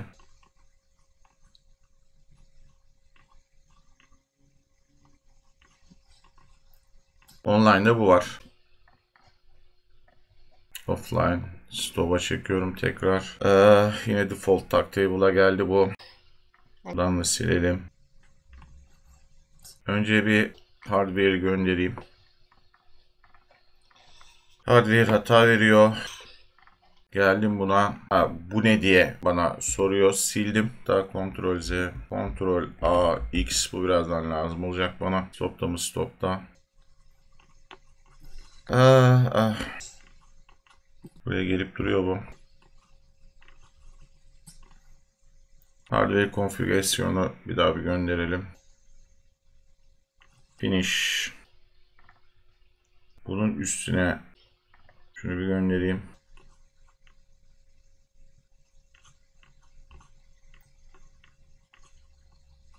Gelelim şuraya tekrar. Online'a alayım. Bakın. Stop'ta. Şunu bir ama alalım. Özür. Şu anda girişin olup olmamasına bakmaksın. Hatta şu diyeyim, bu adres ne? Ctrl C. Watch table alalım. Watch table. Q0.4. Bakın Q04 şu anda aktif olmuyor. Yani o deminki hatayı düzelttik. Peki bunu step motora uygun şekilde nasıl yapabiliriz? Şimdi gelirim. Az önce kontrol olmayacak. Araya kopyalı yapıştırla şey aldık. Tamam, normalde kapalı buton. Bu neydi? MC Power DB Studies Q0.4. Bunu gönderiyorum. Bu ara randomize run'dayız. Configuration'da bakın burası online alalım. Uçuk durumda. Offline. Main OBB bir daha gönderelim. Buraya aldım. Online'a geldim. Q04 artık benim buradaki configuration kısmında kullanılmıyor. Sadece bir bobin olarak kullandım. Bakın.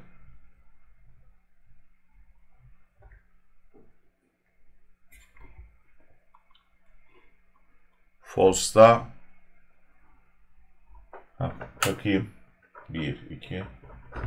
Bakın şu anda mil boşta. MC Power'ı aktif ettiğimde şu anda mil kilitlendi. Ve jog çalışmayı ne yapabilirim? Yapabilirim. Mil kilitli.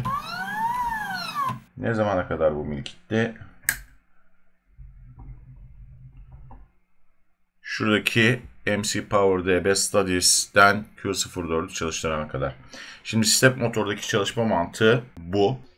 Step motorda şunu configuration kısmına girmeyeceksiniz. Burada bobin şeklinde göstereceksiniz. Eğer tabi enable'ınız varsa ama bir servo sistem kullanıyorsanız kullandığınız servo sistemde de daha önceden işte program enable all diyorsa program enable all diyecek. Eğer varsa o read PLC'ye input olarak gönderecek. Kendi çıkışını PLC'ye read input olarak gönderecek. Program çalışmaya başlayacak. Read yoksa zaten read'i kullanmıyorsunuz. Ama sizin servo motorunuzun üstünde eğer enable'ınız varsa bunu şuradaki configuration'dan gireceksiniz. Buradan girdikten sonra program içerisinde main OOB1'de artık bunu bir bobin olarak göstermenize gerek yok. Bunu program otomatik olarak yapıyor. Burada bobin olarak zaten gösterseniz de göstermeseniz de program son tahvilde kendi bildiğini işliyor ve eğer çalışacaksa yani MC Power'ı aktif etmişseniz götürüyor Q04'de enable'ını veriyor. Zaten buradan müdahale edemiyorsunuz ona.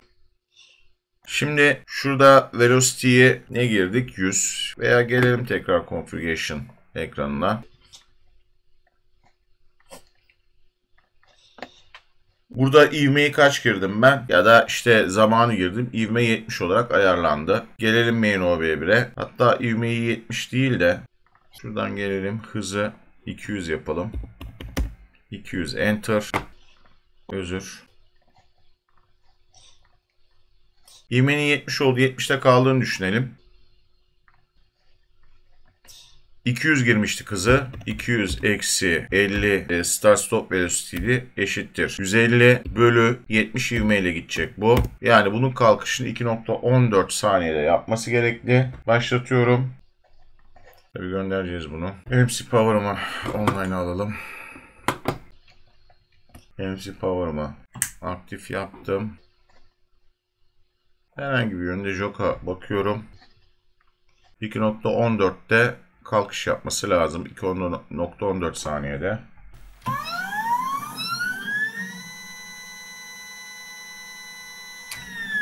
Peki yapmadığını nereden görebiliriz?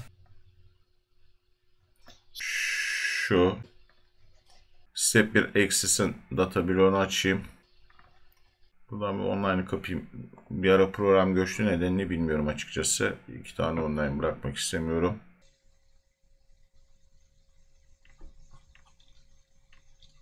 Şu motion status. Burada online oluyorum. Pozisyon velocity'ye. Bakın tabi burada input'un olup olmadığını ne yapamayacağız göremeyeceğiz ama velocity'nin başladığı andan itibaren alırım ben videoda.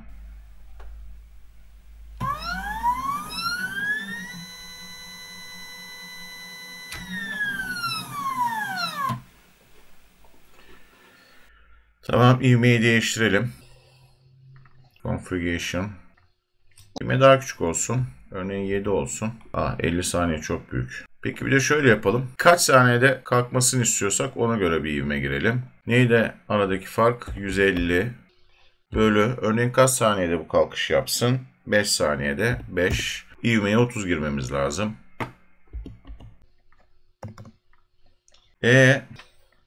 Bura 11, 11 ama bu 11 buradaki 400'e göre 11. 400 eksi 50, 350'nin benimki 150 için olacak. Şunu bir stop'a geçeyim. Bir de offline'a döneceğiz. Bir de öyle bir durumumuz var. Offline'da mıyız? Offline'dayız. Şunu bir gönderelim. Finish. Run'u aldım. Hatta data bloğuma geldim. Sürem ne olmasını bekliyorum? 5 saniye. Online'ı aldım. Başlıyorum.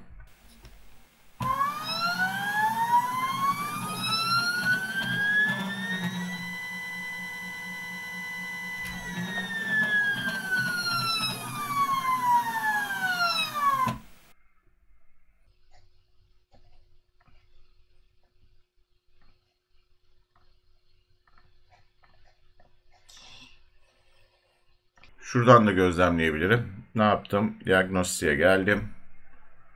Bakın.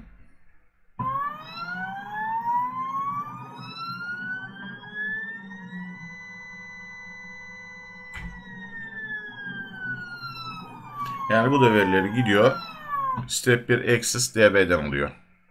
Burada hız kaç? Velocity 500. Benim maksimum hızımda. Önce bunu bir yapalım. Maksimum hızım neydi benim? En son 500'e çekmiştim. Hatta onu geri çekeyim ya. 500'ler falan çok geliyordu. 300'e.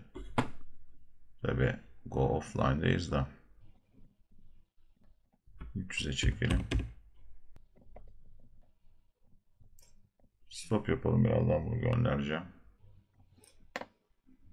Geldim yine main over'e. 500 kalsın, hatayı göreceğiz. Buraya girişleri verelim. Normalde açık butonum forward olsun. Normalde açık buton 2. Backward olsun. Daha çalıştırmadan bunun hata koduna bakacağız. Bir gönderelim.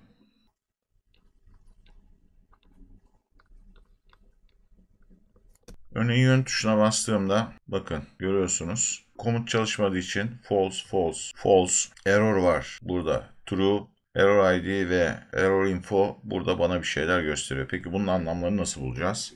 Bununla ilgili herhangi bir PDF'i açalım. Motion Control ile ilgili. Bunların birçoğunda var. Tekrar bakalım. Neydi? 8402'ye 8. 8402. Şurası. Diyor ki hatalı parametreli velocity, yani geçersiz velocity şey diyor. Değeri diyor. Öbürü neydi? 8'de. Şuradan aşağıdan da 8'i görün. 8402'ye 8'de. 8'de diyor ki bana configuration'da diyor girdiğim maksimum değerden çok daha büyük bir değer girmişin diyor. Programa geri dönelim. Bunu 100 diyelim ve bunu tekrar gönderelim. Burada dediğim gibi şu PDF'te hata kodları var. İnternetten indirebilirsiniz Siemens ile ilgili. Motion Control kısmından. Burada bir sürü hata kodları var. Bu hata kodlarında Error ID bu kısmı verir. Error Info şu aşağıdaki kısmı verir. Daha detaylı olur. Error ID mesela ne olduğunu söyler. 84'ümüz nerede bizim? 8402. Error ID 8402. Error Info bunlar. Mesela daha düşük değerde olsaydı bana Error Info kısmı 09 verecekti. Bunu göndereyim. Gönderdim. Bakın şimdi. Özür, CPU bana çekmeyi unuttum.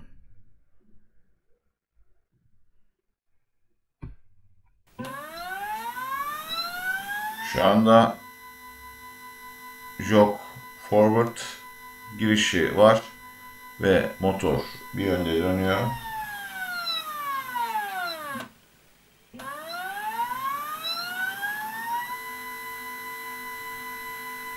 Jog backward'da da motor diğer yönde dönüyor. Görüyorsunuz.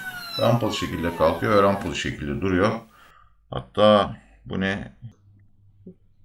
Şu benim MoveJog data bloğum. Online'a bağlanalım. Velocity'yi görüyorsunuz.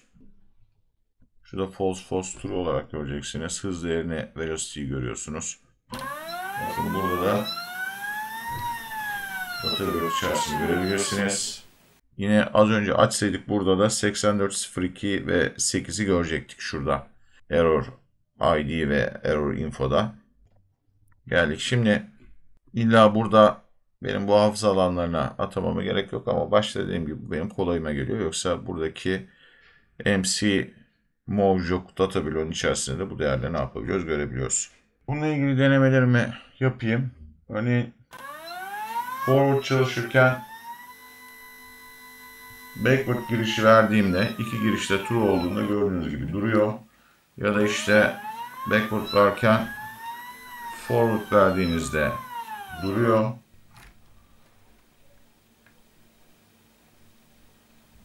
Mesela örneğin forward girişi var. Duruş rampasındayken backward'a bastığımda durdu ve daha sonra geri döndü.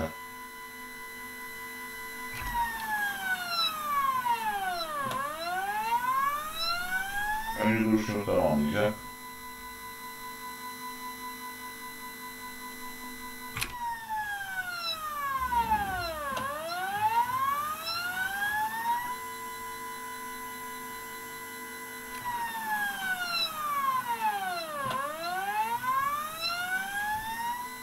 X1 verildiğinde de duruyor.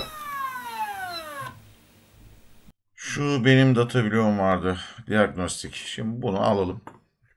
Yine diğer komutları buraya ilave edeceğim ama şuraya yeni hafıza alanları açalım. Burada mevcut position ve velocity bilgilerini buraya almak istiyorum ben.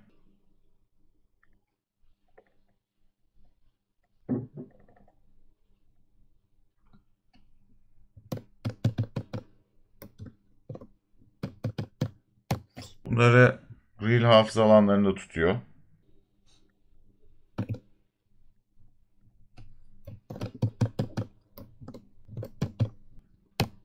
Bu da real hafıza alanında.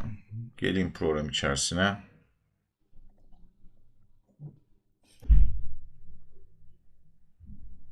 Basic Introduction'da mob komutlarım vardı benim.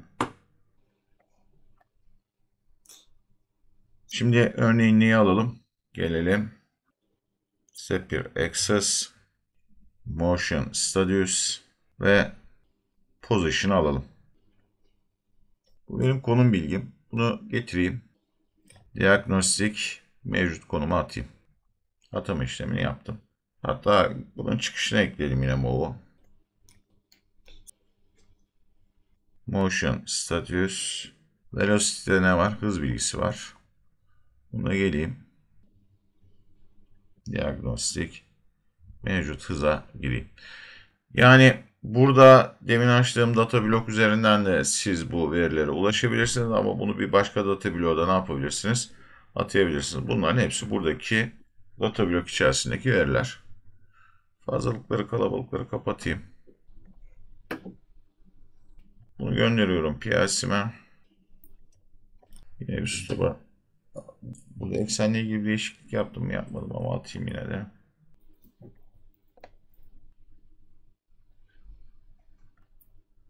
Yana çekelim. CPU'yu.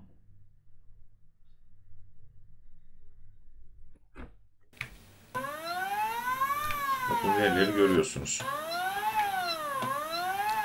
Yine bunlar nerede? Diagnostik. Burada online'a bağlanalım. Aşağıdaki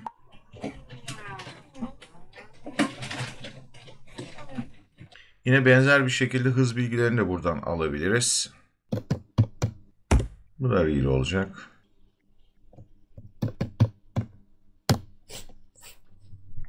Örneğin bunlara değer yazalım. Bakın kırmızı verdi. Niye? Çünkü real alan 50.0 yazıyorum.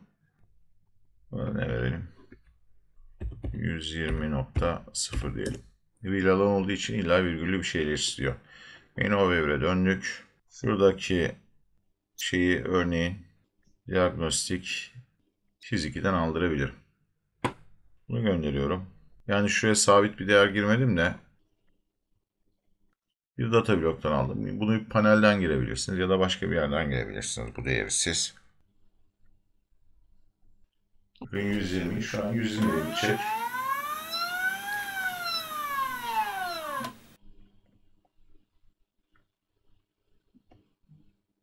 Örneğin bunu 40'a çektim.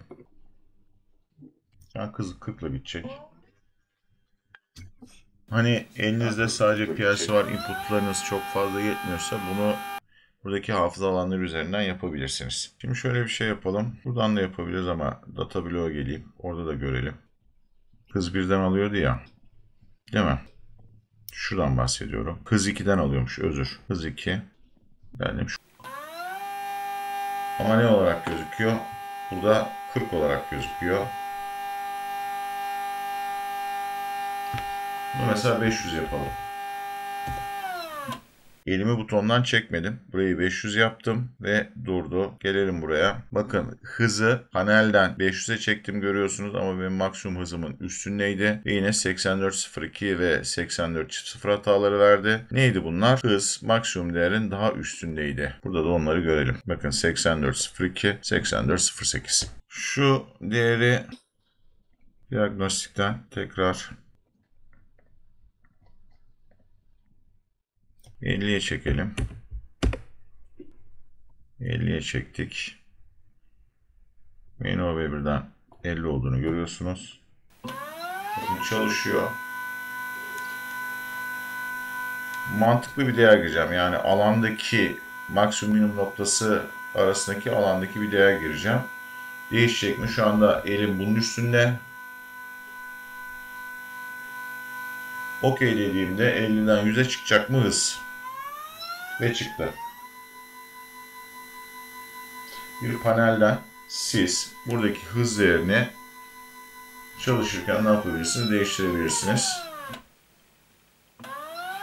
Backward'a bastım. %'e gidiyor. Yine buradan hızı değiştireyim. Datablock'tan da değiştiririz ama burada görün diye. 40'a çekeyim ve 40'a düşmesi lazım. Bakın şunu şöyle alayım. Hala bakın true'da yani backward'da gidiyor. Bakın böyle birden 40'a düşürdü. Girdiğimiz rampalı değerler arasında. Enteresan bir komuta gelelim. Move velocity. Kendi yine data bloğunu oluşturdu. Hemen unutmadan şuradan eksenimize girelim. Bu komut ile motoru sabit hızda döndürebiliriz. Jog komutu da aynı işi yapıyordu. Jog komutunun girişlerini kestiğimizde motor duruşa geçer. Move velocity komutunun girişi kestiğinizde motor dönmeye devam eder. Ta ki bir başka komut ya da durdurma komutu devreye girene kadar. Tabi hardware ve software limitlerin durduracağını söylemeye gerek yok. Yine bunun diagnostik verilerini ilave edeyim.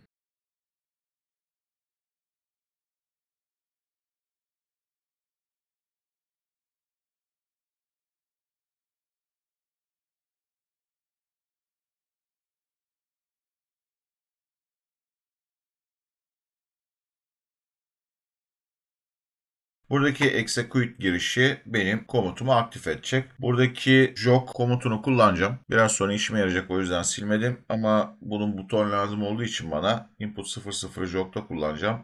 Input 01'de burada execute için kullanacağım. Velocity hız bilgisi. Örneğin burada 50 girelim. Direction'da 3 seçeneğimiz var. Şurada eğer buraya 0 yazarsak velocity değerine bakar. Bizim örneğimizde örneğin 50 yazıyor. Pozitif yönde döner. Eksi 50 yazarsak negatif yönde döner. 1 yazarsak velocity'deki hız bilgisinin artı ya da eksi olmasına bakmadan pozitif yönde döner. 2 yazarsak velocity'deki hız bilgisinin artı ya da eksi olmasına bakmadan negatif yönde döner. Yani burada sıfırda velocity'deki eksi ya da artılık yönü belirlerken sıfırda 1 ve 2'de birinde burada velocity artı ya da eksi işarete bakmadan artı yönde, diğerinde yine işarete bakmadan eksi yönde döndürür. İstiyorsanız bunlarla ilgili deneme yapalım. Burada mesela eksi yazıyor. Şu anda current'a bakmıyorum. Daha sonra anlatacağım bunu.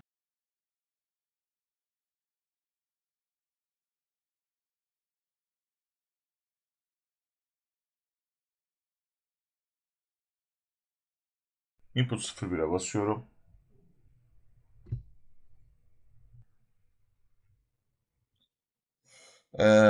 82 8200'e bir hata kodu verdi. Bakalım neymiş bu. Ben biliyorum da. Ya bakalım. Ne diyor burada hata kodunda? PDF'e baktığımızda access is not enabled diyor. Yani bunun anlamı şu. Gelelim MC Power'ımıza. MC Power vermezsek ne olur? Bu hata koduyla karşılaşırız. MC Power aktif ettim.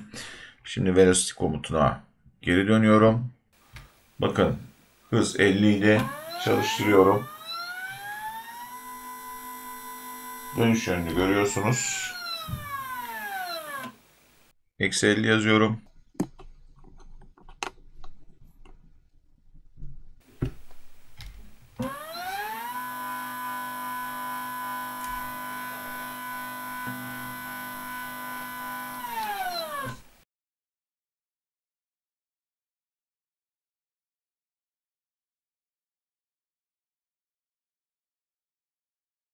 Direction 0 ve Velocity 50.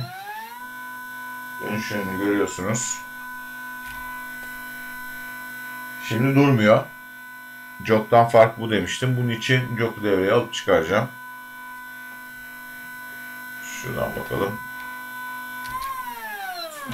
Jog'u devreye aldım çıkardım. Yani burada jog'u aslında durdurma için kullanıyorum. Durdurma komutunu bundan sonra anlatacağım için durdurmada jog'u kullanıyorum. Eksi 50 yazalım.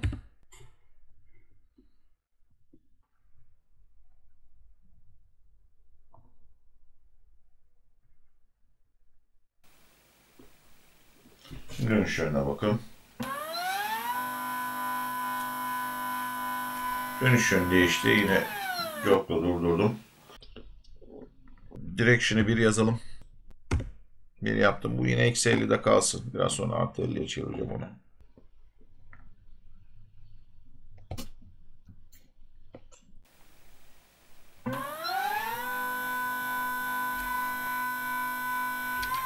Durdurdum.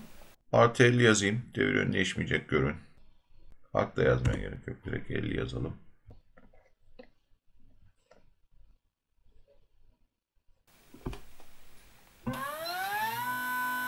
Aynı yönde dönüyor.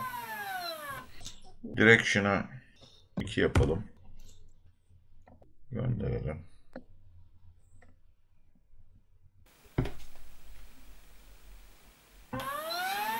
Devir yönü değişti. Eksi 50 yapalım. Yine değişmeyecek. Görelim.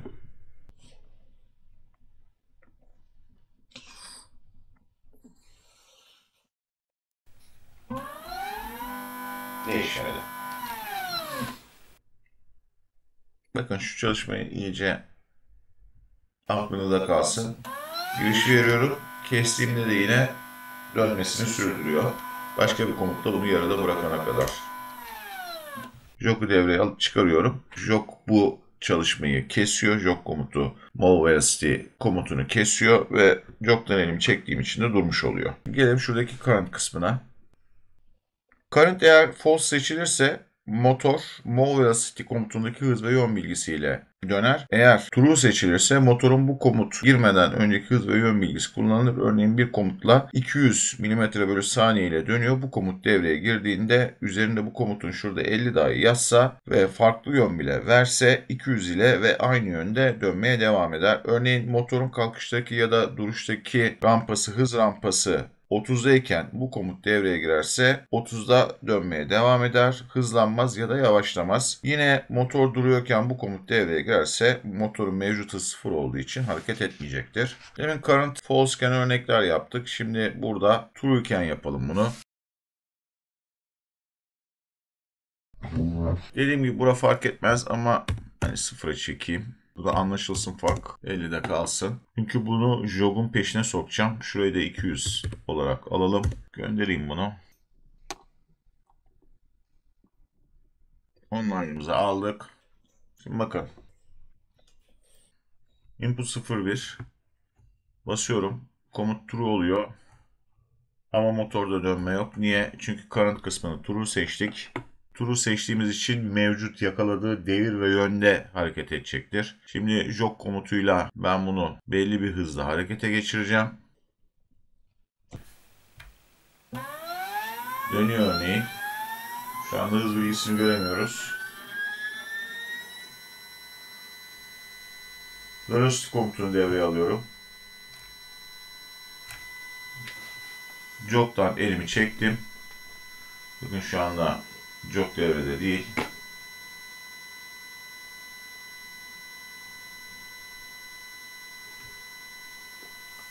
İkisini bir alacak mı almayacak.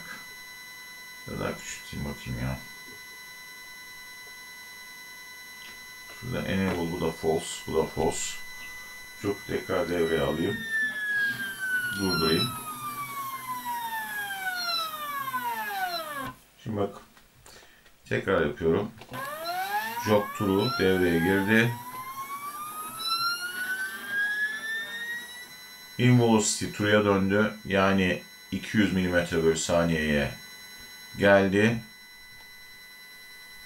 Move velocity'yi devreye alıyorum. Ve jog'u devreden çıkarttım. Şimdi move velocity'den elimi çektim ama 200'e dönmeye devam ediyor. Şimdi jog'u devreye aldım. Görüyorsunuz. Elim çektim, düşüş rampasına geçti. Devir düşüyorken move velocity'yi devreye soktum. Bakın dikkat edecek olursanız düşüş rampasında, duruş rampasında hangi hızla yakaladıysa o hızla dönmesini sürdürüyor. Jog'u devreye aldım, bıraktım. Motorun durmasını bekliyorum. Motor çalışırken şuradaki in velocity değeri true olmadan, yani 200 devre gelmeden elimi çektim, velocity'yi aldım ve hangi hızla yakaladıysa o hızda dönmesini sürdürüyor.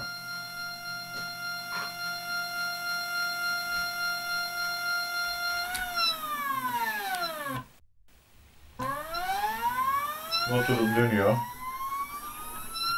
Velocity'ye bastım, bakın motor şu anda jog false, velocity true girişleri. Bu durumdayken jog'a bir daha bastığımı düşünelim. İkisi de şu anda true. Jog daha sonra girdi devreye ve invelocity'den true olduğunu görüyorsunuz. Bakın jog'dan elimi çekiyorum ama velocity'den çekmiyorum.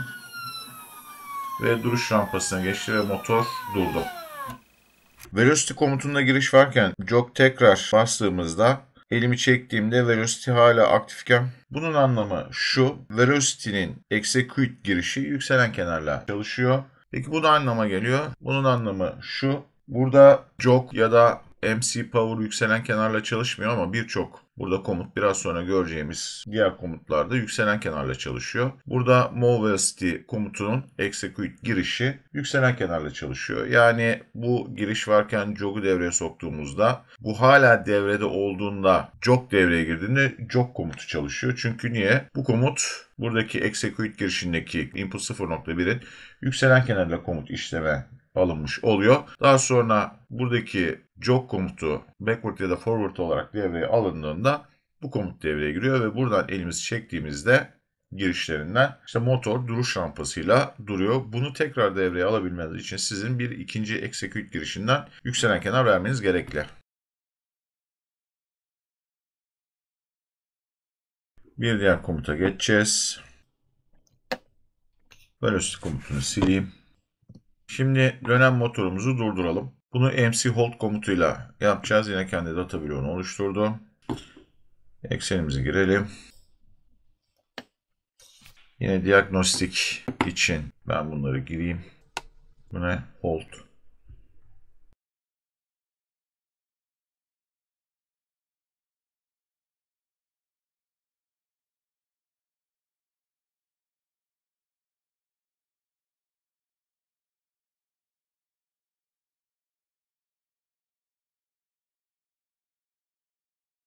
MC hold komutunun execute girişi logic 1 olduğunda buraya gelelim tekrar.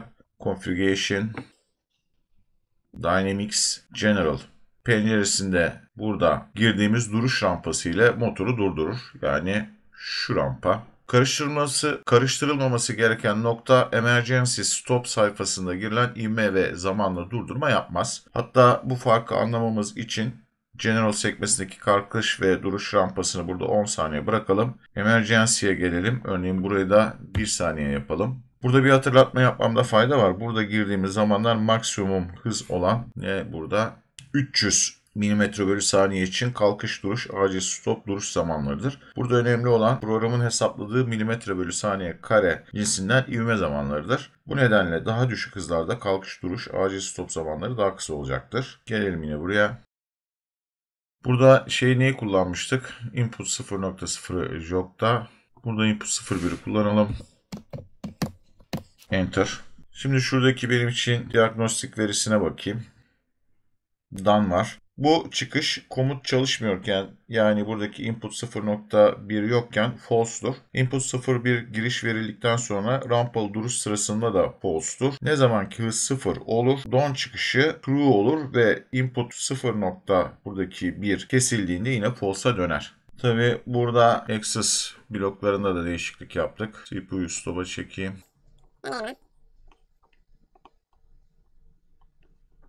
CPU'dan alalım. Tamam, aynı alalım. Şimdi hold komutunu görüyoruz. Jog neydi? Input 0.0'da. Input 0.0'a şöyle alalım. Basayım. Motor. Devre burada kaç demişiz? 200. 200'de dönüyor. Ve ben hold komutuna basıyorum. Bakın. Jog komutundan elimi çekmedim. Motoru durduruyor. Tekrar veriyorum bakın. 200'e kadar gelsin. Jog komutunda şu anda forward'da elim varken, yani giriş uygulamışken şunu alalım. Execute girişine Holt'un veriyorum ve durduruyor.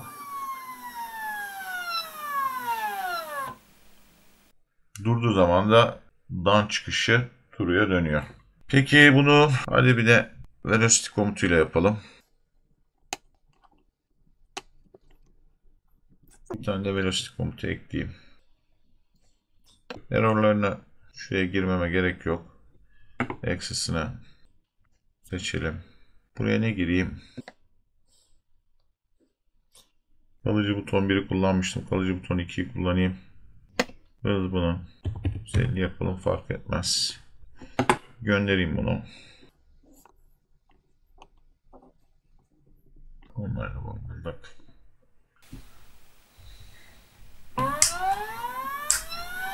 Bakın çalışıyor. Velocity komutuyla. Hold komutunu vereceğim. Neye bağlı? Input 0-1'e durduruyor. Şimdi velocity komutunun girişini kesmeyeyim. True'da kalsın. Bu true'dayken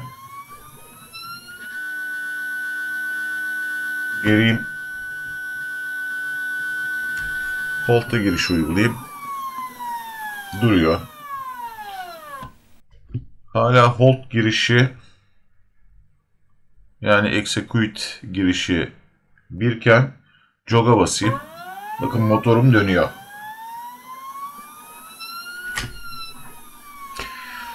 O zaman benim buradaki MC hold komutumda yükselen kenarla çalışıyor. MC hold komutunu yükselen kenarına execute gördüğü zaman motoru rampalı şekilde duruşa geçiriyor ve bu duruştan sonra başka bir komutla, bu execute'deki girişi kesmeseniz de başka bir komutla motoru ne yapabiliyorsunuz? Döndürebiliyorsunuz. Step ve servo motorlar konum ve hız kontrollü olarak çalıştırılırlar ve çoğunlukla hareket ettirildikleri sistemlerin belirli limitleri vardır. Configuration penceresinden Position Limit sekmesine gelelim. Eğer Enable Hardware Limit Switches kutucuğunu seçersek sistem üzerindeki minimum ve maksimum noktalarda sistemi durdurucu switchler vardır. Olası bir hatadan dolayı mekanizmanın son noktadaki durduruculara çarparak zarar görmesini engellemek için kullanılırlar. Mekanik bir switch ya da temaslı sensör olabilir. Enable Hardware Limit Switch kutucuğunu seçtiğimizde Input Low Hardware Limit Switch alanında sistemin minimum noktasındaki switch'in adresi ve Input High Hardware Limit Switch alanında sistemin maksimum noktasındaki switch'in adresi girilir. Select Level size High Level ve Low Level gibi iki seçenek verir. Eğer sizin limit switch ya da sensörünüz normalde açık kontak çıkış veriyorsa, yani parça önüne geldiğinde PLC'ye artı 24 volt veriyorsa High Level, eğer normalde kapalı kontak çıkış veriyorsa, yani parça önünde değilken PLC'ye 24 volt, parça önüne geldiğinde 0 volt veriyorsa Low Level olarak seçmeniz gerekir. Özellikle çok hızlı sistemlerde mekanizmanın sensörleri görüp frenli duruş yapmasına rağmen duramayıp sonlandırıcılara çarpma olasılığı vardır. Bu nedenle yazılımsal limitler de kullanılır. Şimdi kaldırayım. Enable Software Limit Switch kutucuğunu seçersek bu özelliği aktif edebiliriz. Bu yazılımsal limitleri minimum noktası için Position of Low Software Switch alanına, maksimum noktası için Position of High Software Limit Switch alanına milimetre cinsinden bu değerleri girebiliriz. Buradaki değerler tamamen sistemimize ve home switch'ini nerede kullandığımıza bağlı. Resim üzerindeki mavi çizgiler software, kırmızı çizgiler hardware switch'leri temsil etmekte. İlk etapta software limit switch'i anlatacağım. Enable Software Limit Switch kutucuğunu işaretliyorum. Burayı işaretle. Konuyu anlattığım için bir mekanizmam yok. Yine buradaki basit motorumun üstünde çalışıyorum. O nedenle Low Software Limit Switch'e -1000, şu 1 0'ı silelim. Position of high software limit switch'e 1000 değerlerini yazabilirim. Bu alanlara yazılabilecek maksimum değerler low için -10 üzeri 12, high için 10 üzeri 12 aralığında olabilir. Burada bir pozisyonlama verdiğim için mekanizmanın kendini pozisyonlayabilmesi için başlangıç sıfırlama home noktası olmalı. Bunun için home komutu kullanıyoruz. Bunu nereden yapıyoruz? Main OBEB'e gelelim. Şu. Yine kendi data bloğunu oluşturdu.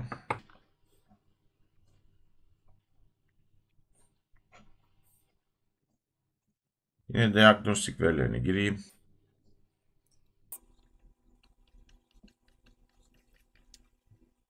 Şuradaki execute girişine, home noktasına gelindiğinde çıkış veren switch, sensör ya da buton girişi verilmeli. Buton ne alaka diyebilirsiniz, nedenini açıklayacağım. Home komutunun mod girişine 0, 1, 2, 3 olarak 4 tane mod girişi yapabilirsiniz. 0 ve 1 modları sistem kurulum ve kalibrasyon için kullanılırlar. Bunun için sistem üzerindeki home switch'i ya da herhangi bir normalde açık buton kullanılabilir. 2-3 modlarında sistem üzerindeki home switch'i kullanılır. Eğer homing switch'i kullanacaksanız configuration homing penceresinden bazı ayarlar yapmamız gerekir.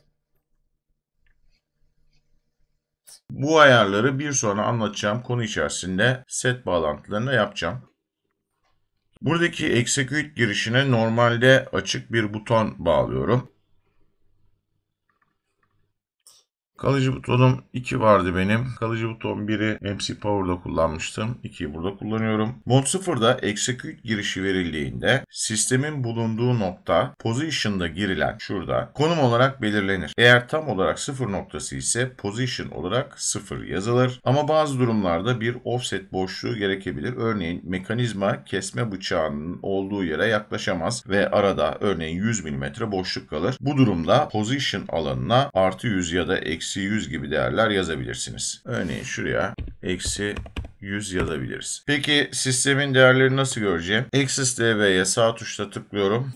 OpenDB editörü açıyorum. Motion status altında burada position, velocity gibi değerleri görebiliyoruz. Ama önce bunları benim ne yapmam lazım? CPU'ya göndermem lazım.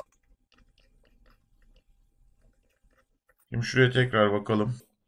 MC Power'ım var. Aktif mi MC Power'ım? Evet, true yaptık.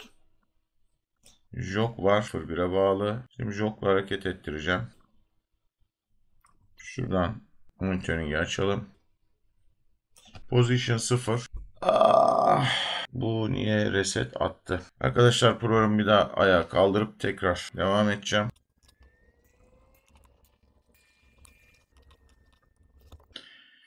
Şimdi jog komutuyla bir yöne hareket ettireyim.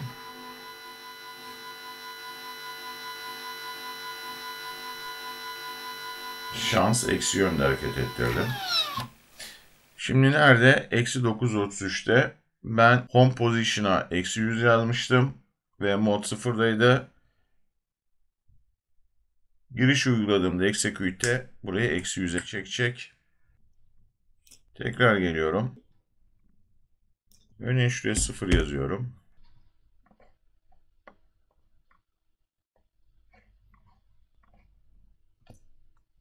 Şimdi bakın giriş uyguladığımda sıfırladı ama başka bir şey yapacağım. Jog'la bir yöne hareket ederken home girişini vereceğim. Verdiğim anda sıfırlıyor. Bakın tekrarlayacağım. Gördüğünüz gibi sıfırlıyor, tabii çok hızlı hareket ettiği için biz orada 20, 30, 50 gibi değerler görüyoruz ama sıfırlama işlemi yapıyor. Şu anda home girişini veriyorum. Home girişim şu anda hala home'un execute girişi var. Logic 1. Ama devamlı sıfırlama yapmıyor. Home komutu yükselen kenarda çalışıyor. Bakın şimdi sıfırlama yaptı tekrar verdiğimde.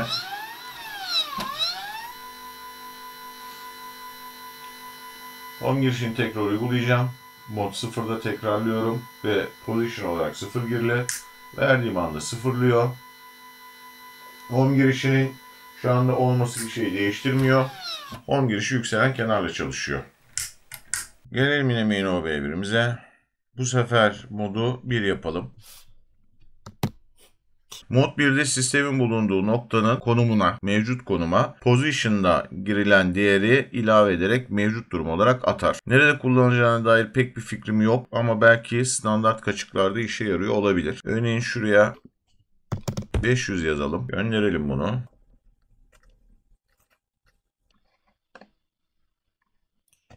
Bakın şimdi hareket ettiriyorum.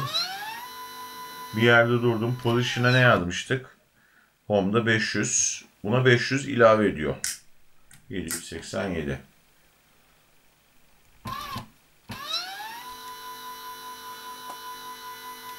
Bu sefer hareket sırasında home'u vereceğim. İlave edecek yükselen kenarında. Bir daha ilave etmeyecek. Yine bu komutun çalışabilmesi için home komutunun bir ikinci yükselen kenarını görmesi gerekli. Şimdi mod 2-3 anlatmadan önce az önce girdiğimiz software limitlerimizi deneyelim. Daha doğrusu girmiş miydim onu hatırlamaya çalışıyorum.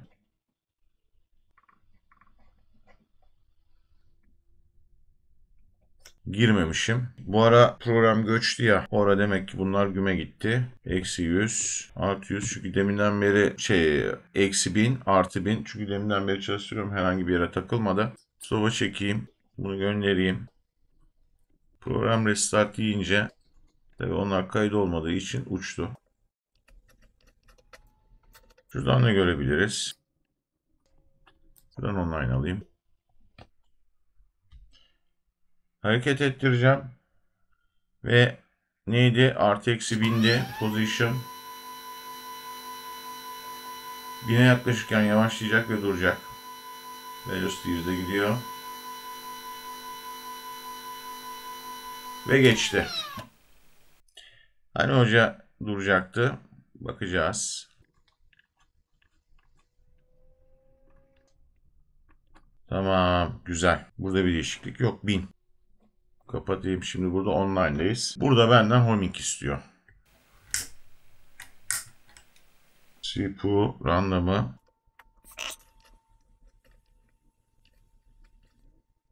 devam ediyorum. Şimdi 1000'i göreceğiz.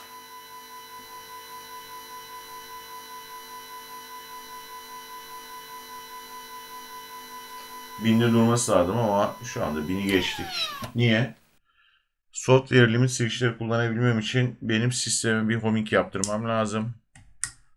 Homing'i ne yaptı? Şeyde mi unuttuk homing'i? Düzeltmedik değil mi?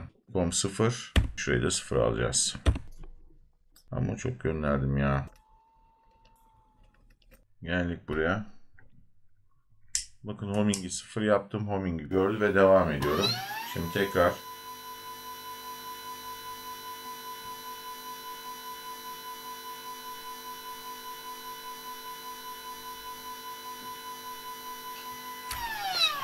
hoca bunda başka bir iş var. Bakalım. 1280. Bakalım. Offline'da yapmazsanız bura böyle kalır işte. 1, 2, 3, 1, 2, 3. Enable software limit switch. Stoplama, CPU stopla göndereyim. Vallahi açık söylemek gerekirse yoruldum ya. Bazı şeyleri kaçırıyor olabilirim. Dikkat etmiyor olabilirim. Enable mi? Enable. 1, 2, 3, 1000 mi? 1000. Geldik şuna. Bir devam ettireyim bakayım. Bu sefer eksi gideyim fark etmez.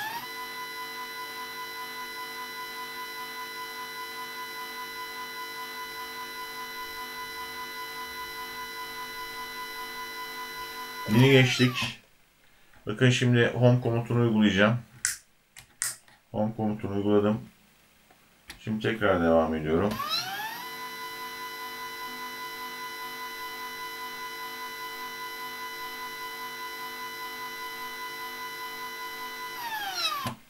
Bakın gördüğünüz gibi 1000'de durdu. Şu an herhangi bir yöne hareket ettirmeye çalışayım. Hareket ettiremem.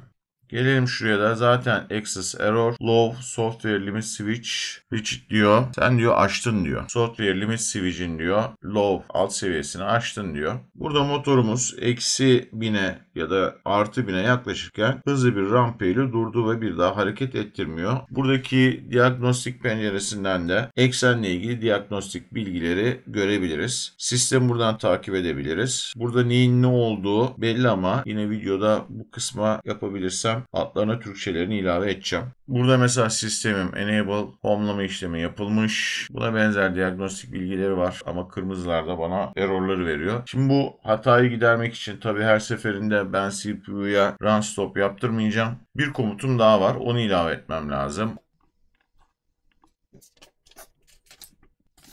O da hangisi? MC reset.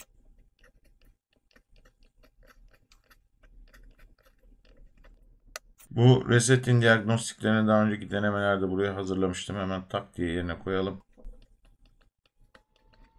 Reset komutunun execute girişi verildiğinde hardware software limit aşımları, geçerli bir hız ivme değerini geçersiz bir hız ivme ile değişimi gibi hataları sıfırlıyor. Hardware ya da software limit switch aşımlarında resetten sonra yine aşım yönünde hareket ettirmeye çalışırsanız eksen yine hata verecek ve gitmeyecektir. O nedenle resetten sonra ters yönde hareket ettirmeniz gerekecektir. Reset girişi yükselen kenar ile çalışır. Yani örneğin software limit aşımı yaptınız. Reset girişi verdiniz ve bu giriş kaldı. Yani lojik 1 olarak kaldı. Bu sefer ters yönde limit aşımı yaptığınızda eksen hata verir ve siz tekrar reset girişini kesip vermeniz gerekir. Komutun elimde buton kaldı mı?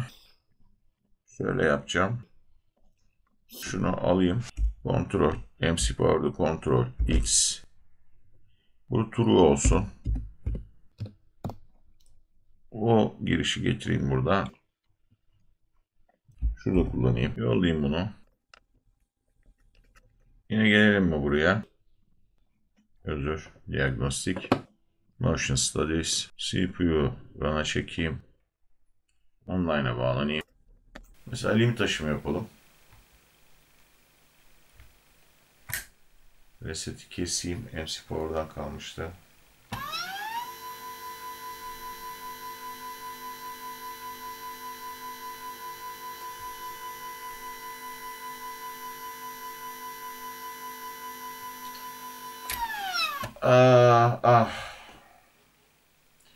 Yine aynı hatayı yaptım. Bu benden homing istiyor. Home'u verdim. Şimdi aşımı yapacağım. Software limit switch'leri kullanabilmeniz için önce her ne kadar sistemi yeniden yüklemiş olsanız da bir homelama yapmanız lazım. Bakın durdu. Şu anda hiçbir yöne hareket etmiyor. Ben MC reset girişini vereyim. Verdiğimizi şuradan görelim. Kaydedeyim ne olur ne olmaz. Hangisiyle yapacak? Bu input 02 ile. True dedik. Şimdi online aldım. Bakın bu sefer aynı yönde gitmeye çalıştım. Gitmedi. Reset yaptım. Ve bu sefer ters yönde hareket edebiliyorum. Yine ekside ne yapabilirsiniz? Software low limit aşım yaptığınızda yine reset atmanız gerekli.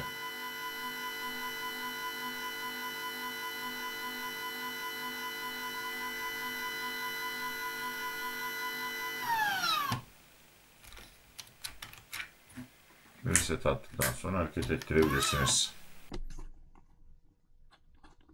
Şimdi burada dikkatinizi çektiğimi bilmiyorum. Restart girişi var. Bu false. Bunu iki seçeneğiniz de var. Ya false ya true.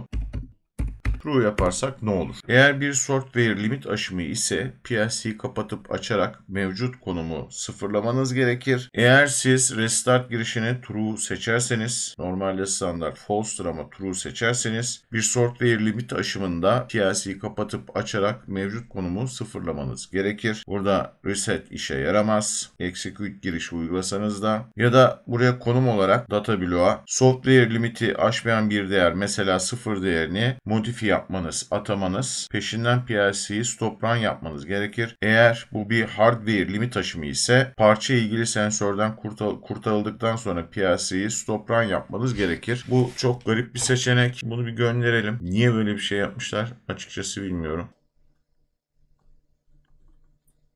Bakın nereden göreceğiz onu? Online'a bağlayalım. Limit aşımı yaptırayım.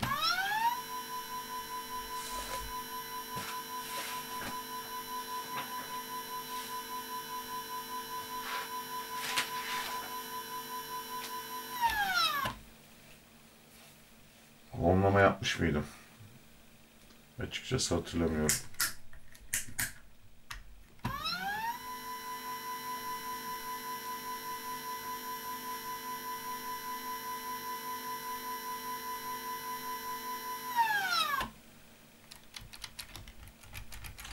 Şimdi benim reset girişim hangisi? Input 0.2. Line alayım şunu, reset yaptığımı görün. Input 0.2 ile bakın reset yapıyorum.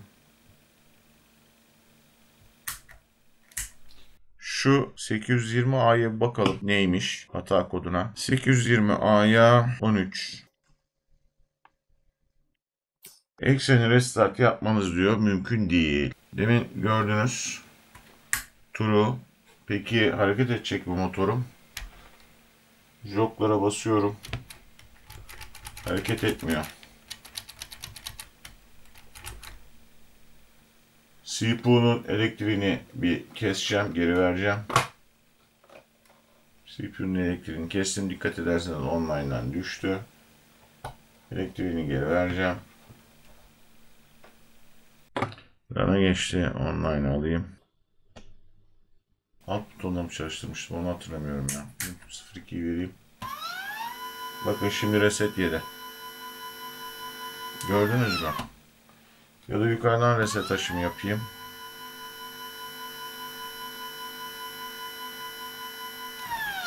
Homing yapmış mıydım onu hatırlamadım şimdi. Homing yapalım.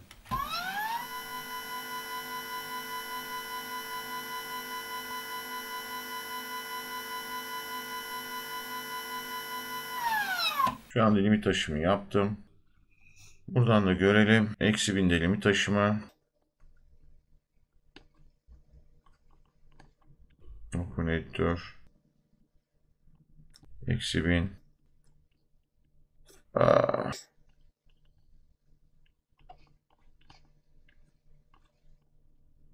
Başka bir yerden buraya bir değer atamam lazım. Bunun içerisine müdahale edemiyorum.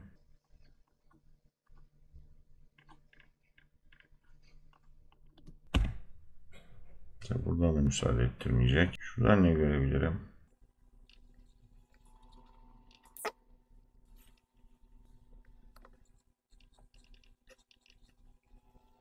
Bunu ancak Access'ın data bloğundan müdahale edebilirim. Şöyle bir şey deneyeyim. Studies, Position. Müdahale ettirmiyor. Rel'e taktı. Şimdi read only diyor. Position değerine demek okuduğum şey yanlışmış ya da nasıl yapılacağını ben bilmiyorum. Motion Studies Position'a read only data block müdahale ettirmiyor. Şura true olduğunda, restart olduğunda, reset atmanız gereken bir durum olduğunda CPU'yu kapatıp açmanız gerekiyor. Eğer bu bir hardware limit aşımıysa CPU'yu kapatıp açmanız yeterli değil. Hardware limit aşımını yapan parçayı sensörün önünden çekip CPU'yu açıp kapamanız gerekiyor. Restart true nerede kullanılır bilmiyorum ama genellikle false kullanılıyor. Şimdi şu pencereye tekrar gelelim. Configuration. Position Limits. Burada Enable Software Limit Switch bu anlaşılmıştır. Enable Hardware Limit Switch bu kısmı bu sefer göstereceğim. İşaretliyorum. Şimdi karışmaması için her ikisini birden aktif etmiyorum. Normalde dediğim gibi sistemlerde her ikisi birden aktiftir. Software Limit Switch herhangi bir nedenden aşıldığında onun bir sonrası şurada kırmızı mavi gördüğünüz çizgiler, maviler software, kırmızılar hardware. Açıldığında bu sefer oradaki hardware switch sensörüne gelir ve sistemi o durdurur. Ama karışmaması için şu anda ikisini birden aktif etmiyorum. Input low hardware limit switch kısmına minimum noktadaki switch ya da sensör adresi girilir. Input high hardware limit switch kısmına da maksimum noktadaki sensör ya da switch adresi girilir. Bundan sonraki kısmı hardware limit switch aşımları ile ilgili kısmı setin üstünde yapacağım. Oradan devam ediyorum. Bundan sonraki uygulamayı setin başında yapacağım. Üzerindeki band başı optik sensörümün adı input 0.6. Bu benim için low level olacak. Input 0.6. Band sonundaki optik sensörümün adresi input 0.7. Input 0.7. Benim sensörlerim normalde açık kontak veriyorlar. Bu nedenle select level alanlarındaki kısma high level olarak seçiyorum. Tabi burada Enable Hardware Limit Switch'lerim işaretli olacak. Gelelim Homing General kısmına. Burada Homing olarak kullandığım benim ortadaki sensörüm input 1.2 adresinde. O nedenle ortadaki sensörümü kullanacağım. Input 1.2'yi ve bu da high level olarak seçilecek. Şuraya geldik. Bu minimum noktasındaki band başı sensörüm, bu high level'daki bandın sonundaki sensörüm. Ben böyle seçiyorum bunları. Ve normalde açık kontak verdikleri için de bunlar high level olarak seçildi. Burada da seçtim yine high level. Hardware switch'ini ve homing switch'ini seçtiğinizde cihazın PLC'nin hardware configuration'da bazı değişiklikler olur. Tıkladım. Daha önceden söylemiştim bunu. Ne var? Input 06 Input 06 düşen kenar ve yükselen kenar. Input 07 düşen kenar, yükselen kenar, bunlar benim neydi? Limit switchlerimdi. Minimum maksimum noktasında. Öbürü neydi? 1.2 idi. Bakın 1.2'de de düşen kenar, yükselen kenar, hardware konfigürasyonları açıldı. Şimdi buna geri geldik. Bu bana bazı şeylerde hata olduğunu söylüyor. Hata buralarda mı? Değil. Hata burada. Aktiflik durumuna bakacağız. Şuraya bir daha bir döneyim. Device Configuration'a. General'a. Şu input kısmına. Şurada arkadaşlar gördüğünüz gibi inputlarda 6.4 milisaniyelik filtreleme zamanları var. Özellikle çok hızlı sistemlerde bu zaman dolmadan sistem sensörünün önünden geçer gider. Hatalı algılamadan kaynaklı sorunlar olabilir. Bu gibi durumlarda bu süre, filtreleme süresi kısaltılabilir. Eğer çok hızlı bir sisteminiz varsa hardware limit switchlerde ya da home'da bu sistemden çok hızlı, yani burada şöyle söyleyeyim, bazen lazer optik sensörler kullanılır. Bunların algılama range'i, aralığı, genişlik olarak baktığınızda çok küçüktür. Belki buradan çok hızlı geçişler yaparsınız ve sensör algılamayabilir. Bu gibi durumlarda şöyle bir şey yaparsınız. Limit switchleri, örneğin homing'i şuradaki bir input alanına alırsınız. Örneğin input 00'ı limit 1, input 02'yi limit 2, örneğin input 03'te homing olarak alırsınız. Buradan süreyi daha küçük bir değere ayarlayabilirsiniz. Tekrar geri döneyim. Şu alanın bana çok küçük olduğunu söylüyor. Niye? Tekrar bir bakayım. Çünkü seti değiştim. Ayarlarım değişmiş olabilir. Minimum hızım 50. Burada gördüğünüz gibi. Hatta şunu ne yapmıştım? Öbüründe 8000 pulse mi? 400'e 1000 pulse 50 yapmıştım. Homing'e gelelim. Bunun ne anlama geldiğini biraz sonra açıklayacağım ama programın gönlü olsun. Bunu 50 yapayım. Bakın şuradaki hatalar kalktı. Main B1'e geldim. Burada MC Power'ım direkt enable oluyor çünkü giriş sayım burada yok. Bol bol üstünde sensör var ama setin 3 tane torutop butonum var. İkisini kullanacağım. O nedenle run olduğunda direkt enable'a geçecek. Jok'un sadece bir yönünü kullanacağım hareket ettirmek için. MC Reset'i getirdim. MC Reset'ta Execute Input 03'ü bağladım ve Home komutum var. Home komutumun Execute girişini Input 02'ye bağladım.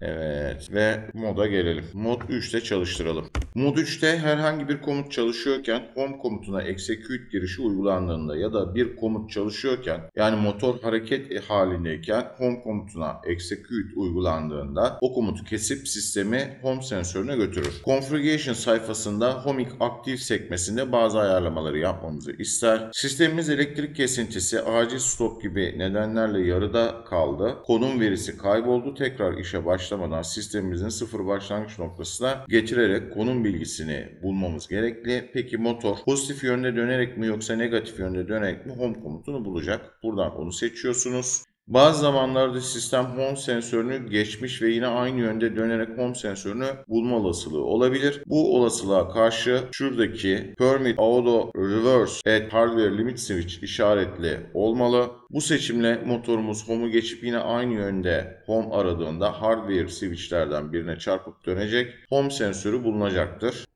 Side of homing switch.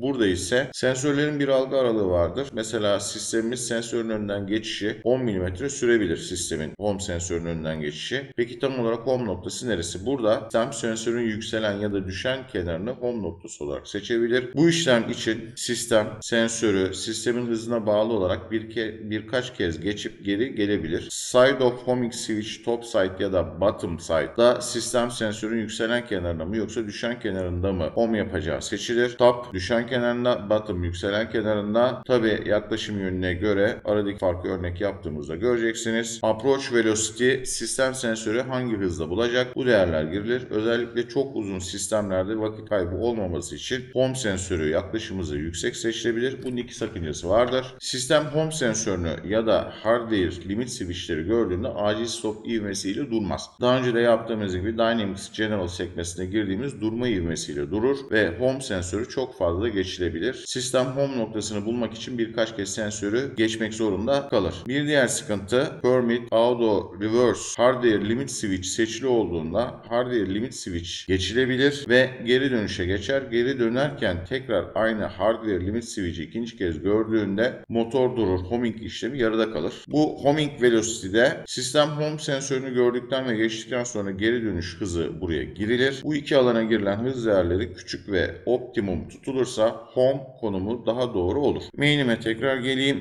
Burada home komutu execute girişinin yükselen kenarıyla çalışır. Örneğin execute girişine devamlı basmanız bir şey değiştirmez. Ya da home pozisyonundayken tekrar execute girişi uyguladığınızda bir önceki işlem ile home komutu yapıldığına bakmadan tekrar home işlemi yapar. Mod 0 ve bir de bahsettiğim gibi mod 3'te de birazdan anlatacağım mod 2'de de position kısmına sistemin gerçek sıfır noktası yazılır. Ama fiziksel nedenlerle gerçek home ile sensörün arasında bir offset farkı varsa o değer daha önce de söylediğim gibi buraya yazılmalıdır. Bu değer eksi 10 üzeri 12 ile artı 10 üzeri 12 aralığında olabilir. Şimdi mod 3'te denemeler yapacağım. Şurası maksimum hardware limit switch'im. Burası minimum hardware limit switch'im. Şu homing sensörü. Configuration'daki ayarlara bir daha bakalım. Önce pozitif yönde home sensörünü bulsun. Geri dönmesin. Bulma hızı 200 çok yüksek. Aslında hardware limit taşımlarını da yapmak istiyorum ama şimdilik buraya 100 yazalım. Bunu CPU'ma bir göndereyim.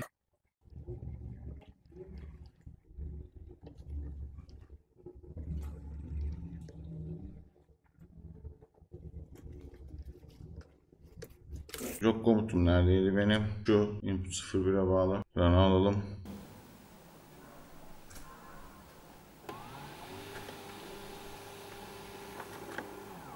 Bakın hardware limit switch'e geldi.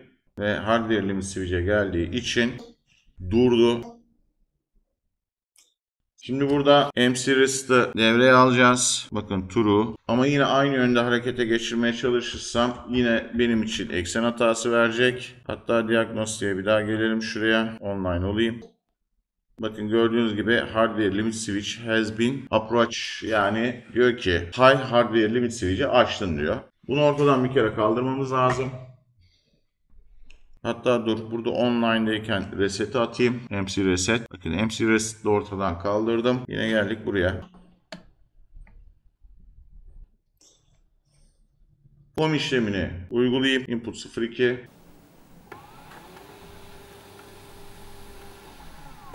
Gitti. Geri geldi. Bakın bu noktada buldu. Hatta şöyle bir şey yapayım. Şu kutuyu koyayım ki yükselen kenar mı düşen kenar mı daha iyi görülsün. Ayarlarına bir daha bakalım configuration'ı. Pozitif yönde bulacak. Bir daha home komutuna basıyorum. Ve nerede bulacak? Bottom side'da bulacak. Pozitif yön bu. Gitti. Geri geldi. Anlamaya çalışıyorum nerede durduğunu. Şimdi home sensörünü buldu. Şu yaklaşma hızını değiştirdiğimde 200. Hatta şu geri dönüş hızında 100 yaptığımda sensörü birkaç kez geçtiğini görelim. Şuraya hata verdi. Şuraya 100 olacak. 50'den fazla vermiyor. Gönderecek mi? Orada hata verdi ama burada geri koydu. Muhtemelen gönderecek. Bunu bir daha bir gönderelim.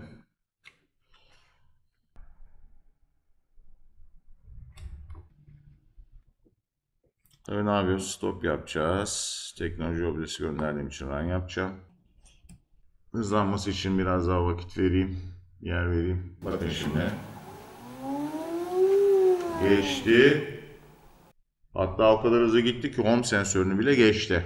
Hani optimumdan kastım buydu.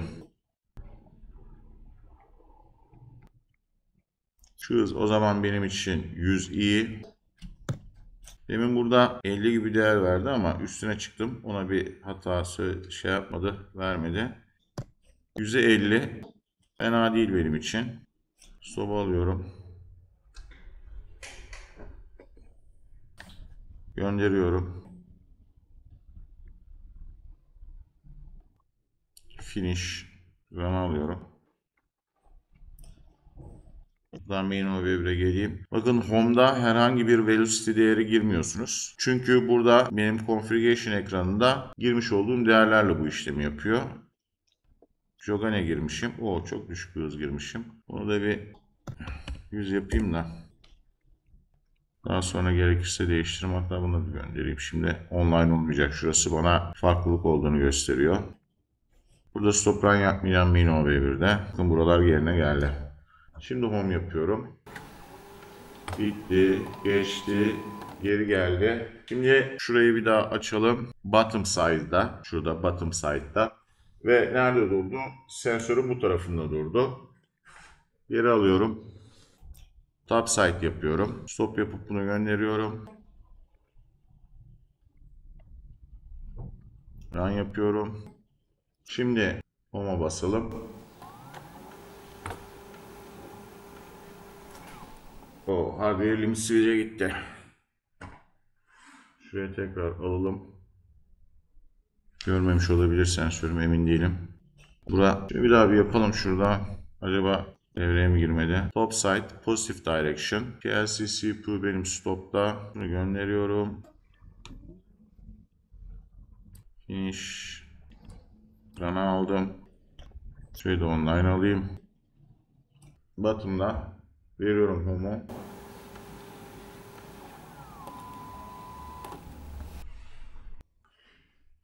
Sensörün ne diyelim? Bu tarafında diyelim. Yani minimum noktasına yakın diyelim. Top side alalım bunu. Ve stop. CPU stop'a çekelim. Şunu tekrar gönderelim.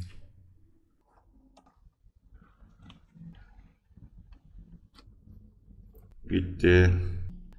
PLC run yapıyorum. Çok bir şey görmeyeceksiniz ama yine de bağlanıyorum online'a. Şimdi verdim Humming'e.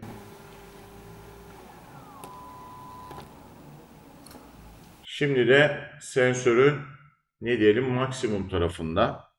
Aslında online'ı keseyim. Burada bana onu gösteriyor grafiklerde. Sensörü gördüğü zaman bakın top side hedef nokta şurada. Bottom side'da ne diyelim? Örneğin bunun düşen kenarında diyelim. Şurada dikkat edecek olursanız hareket ediyor, geçiyor, tekrar geri dönüyor, geliyor ve nerede görüyor sensörü? Örneğin şura sensörün nereden geldiğine bağlı olarak, hangi yönden geldiğine bağlı olarak örneğin şurası sensörün düşen kenarı ise düşen kenarında, yükselen kenarı ise yükselen kenarında görüyor. Negatif direction'ı şimdi de kullanalım. CPU stop'a çektim.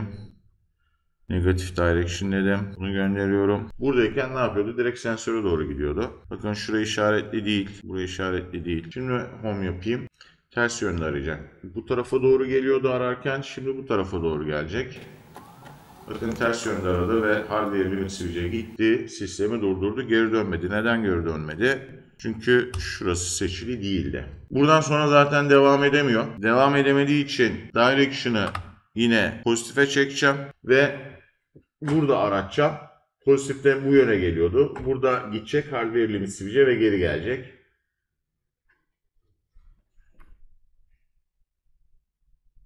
Çünkü buradan hardware'den geri döndüremem ben onu. Çünkü burada takılacak kalacak. Bunun devamı yok. Yani sistem devam etmiyor. Orada besleme şeyi var. Box'ı var. Bakın gitti. Hardware limit switch'e çarptı ve hardware limit switch'te durdu. Niye? Çünkü hardware limit switch'e geçti. Hatta biraz daha hızı arttırarak bunu göstermeye çalışayım. MC şurada göstereyim ben size. MC resist'e vermeniz lazım. Eğer tekrar yüklemeyecekseniz. MC resist'e verdik. Şuraya geleyim. Şu hızı bir 150 yapayım. Yani limit switch'i geçirmeyi planlıyorum. Daha net görmeniz için.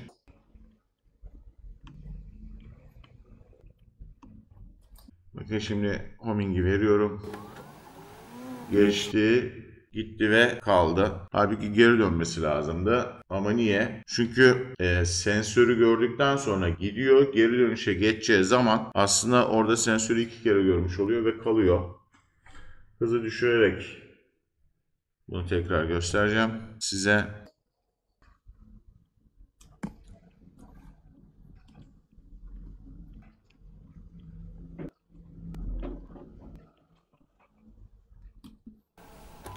Verdim, gitti. Gördü de geri geldi. Homing işlemi yapacak şimdi. Hız düşük olduğu için birkaç kez geçmeden direkt buldu. Tam arada bir noktayı nasıl yakalarım? Daha optimum. Buna bakacağım.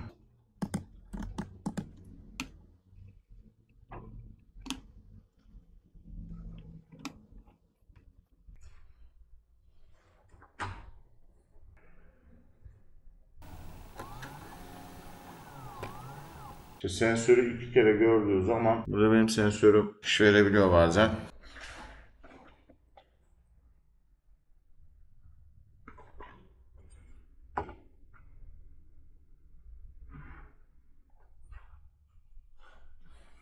Kutunun üstüne bazen parlak ve mat yerine 2 kere şey veriyor. Çıkış veriyor. Tekrar bir daha yapacağız ama şu an gelin main OB1'e. Online'a monitoring'i açalım. Hata kodu vermedi. Herhangi bir hata kodu vermiyor. Nerede veriyor? MC Power'da veriyor. Bakalım bu hata kodu neymiş? 8004'e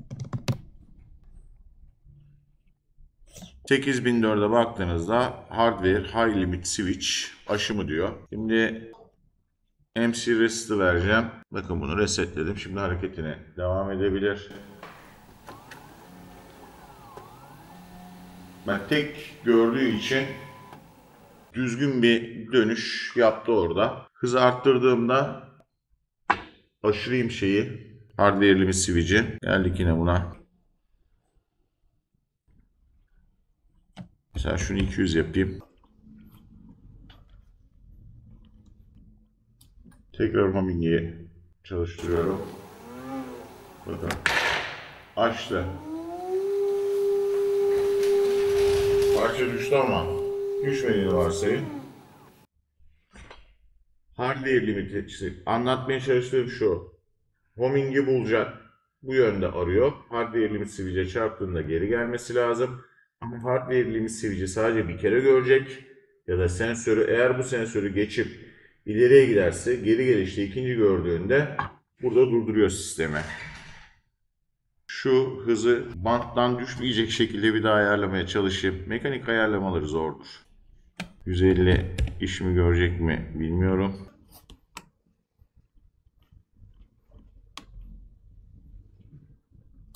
Şimdi homing'e basayım. Bakın geçti.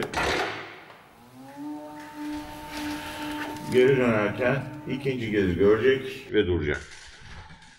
O yüzden burada benim bir sefer homing'i bulurken hardware limit switch'i bir kez görmesi lazım.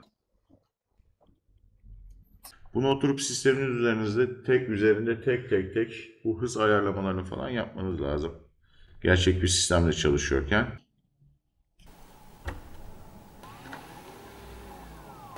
Bakın geri gelirken durdu. Bir kere görmesi lazım. Muhtemelen 60 diyeyim. Yani ne böyle bir hataya düşecek sistem ne de vakit kaybedecek. Bu optimizasyonu sizin sağlamanız lazım.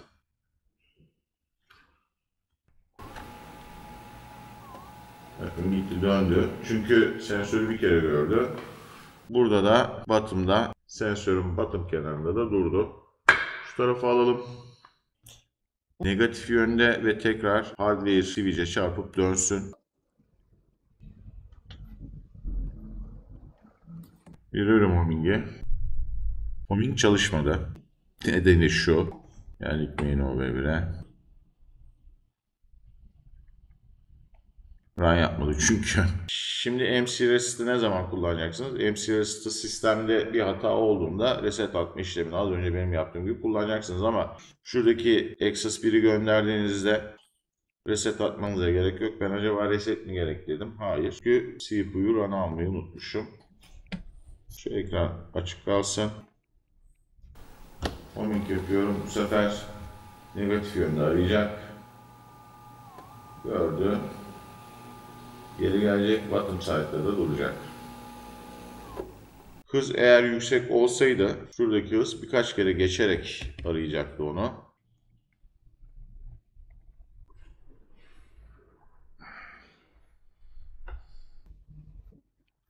Şimdi mekanik olarak zaten minimum nil switch'te burayı geçemeyecek. Çünkü arkaya çarpacak kalacak.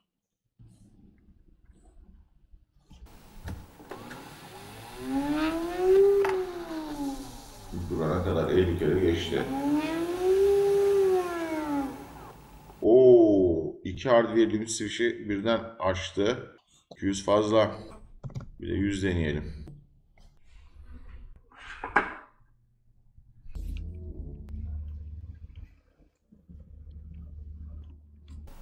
Bir daha veriyorum homing'e.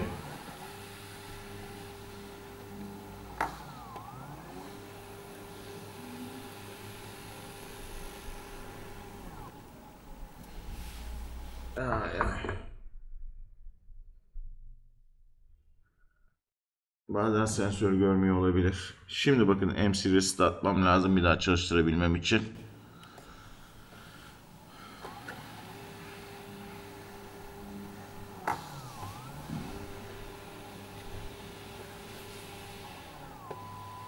Demin görmedi sensörü, şimdi gördü. Bir gidiş geliş yaptı. MC Home komutunda eğer mod 3 seçerseniz mod 3'ün çalışması bu şekilde. Sensörünüze yükselen kenarda mı düşen kenarda mı sıfır noktasını kabul edecek sensörün, onu seçiyorsunuz. Hangi yönde home sensörünü arayacak onu seçiyorsunuz. Hardware limit switchlere gittiğinde geri gelsin mi seçiyorsunuz. Şimdi normalde hardware limit switchlere gittiğinde sistem durur. MC reset atmanız gerekli ama homing bulurken minimum maksimum hardware limit switchlere gittiğinde oradan geri döner. Buna MC reset zaten atmazsınız. Bu homing işlevi içerisinde yapılan bir ben size gidiş geliştir.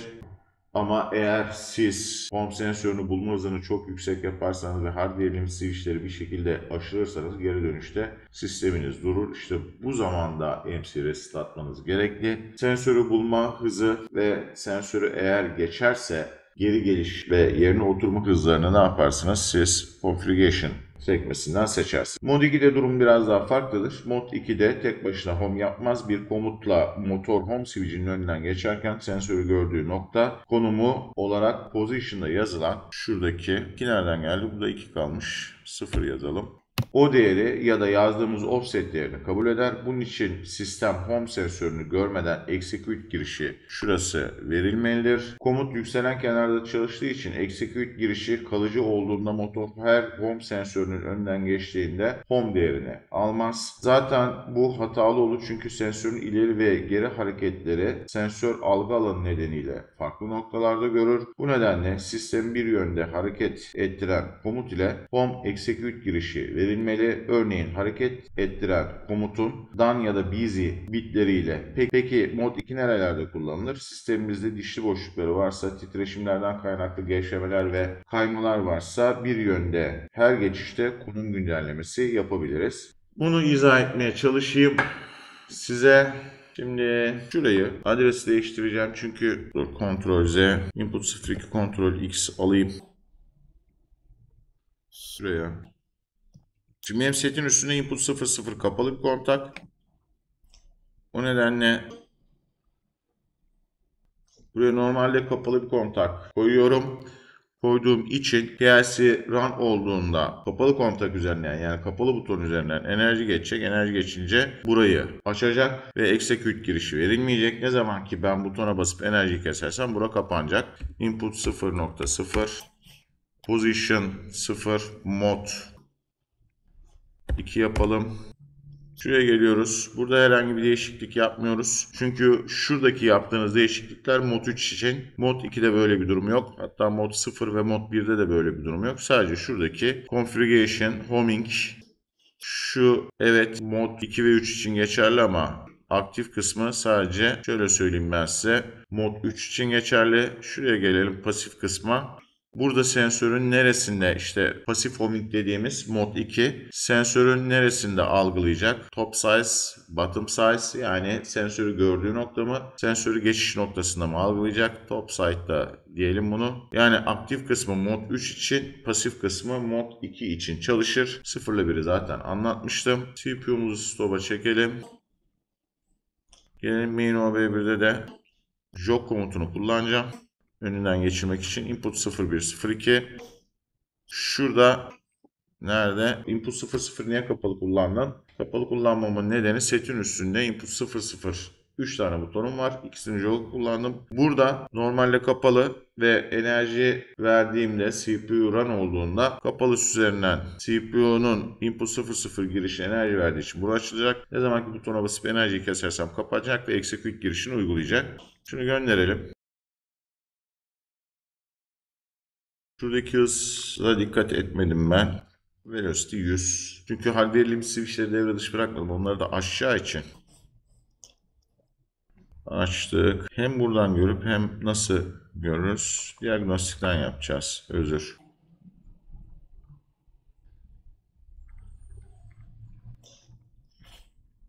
Şu Motion Studios'tan. Şuradan göreceğim. Şimdi göndereyim CPU'ma. O kadar çok konuşuyorum ki gönderdim göndermedim bazen unutuyorum. Çünkü bir yandan konuşuyorum bir yandan da bir sonra anlatacağımı düşündüğüm için bu benim için karışık bir şey oluyor. Run'ı alalım. Ya zaten run'daymış. Stop run yapayım tekrar.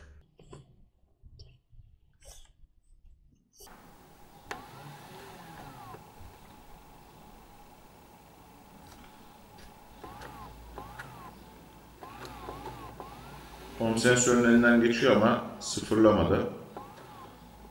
Hardware limit taşımına gitmek istemiyorum. MC reset yapmam lazım. Hadi gidelim. Bakın durdu. Artık giriş versem de çalışmıyor. MC reset'i verdik. Ters yöne gönderirsem de çalışır. Ama yine aynı yöne zorluyorum. Yine resetlik olduk. Yine reset'i verdim çektim. Bakın ters yönde çalışıyor. Şimdi bu komut çalışmadan önce ya da komutun çalışırken home sensörünün önüne gelmeden önce eğer siz şu anda home yapmadım. Konuştuk ya. Açtık limitini. Bakın. Home'da mı geçecek? Yakın yerlerde geçiyor. Şunu biraz boş çalıştırayım da home noktasını kaydırayım.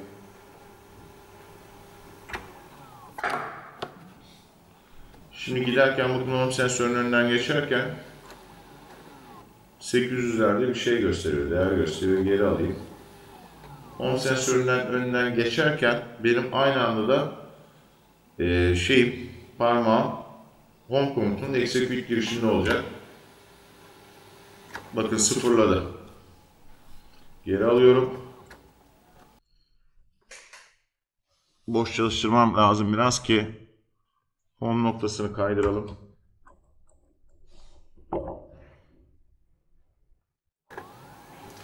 Şu anda boş çalıştıracağım ki bantı home noktası biraz kaysın.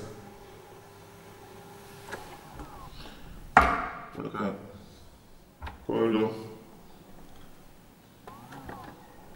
Hareket ediyor. Home sensörü önünden geçerken 1100 küsürlerde bir değer gösteriyor. Geri alayım. Şimdi home sensöründen önünden geçerken 1100 küsürlerdeydi. Bakın oraya geldiğinde ben home girişine execute uyguladığım için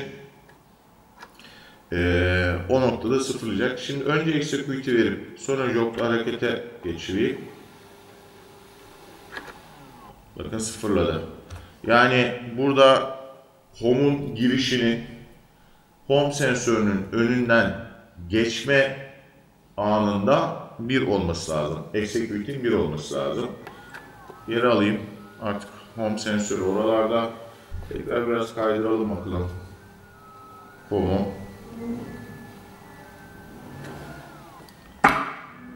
Bakın tekrar hareket ettirirken execute girişini vermiş oldum.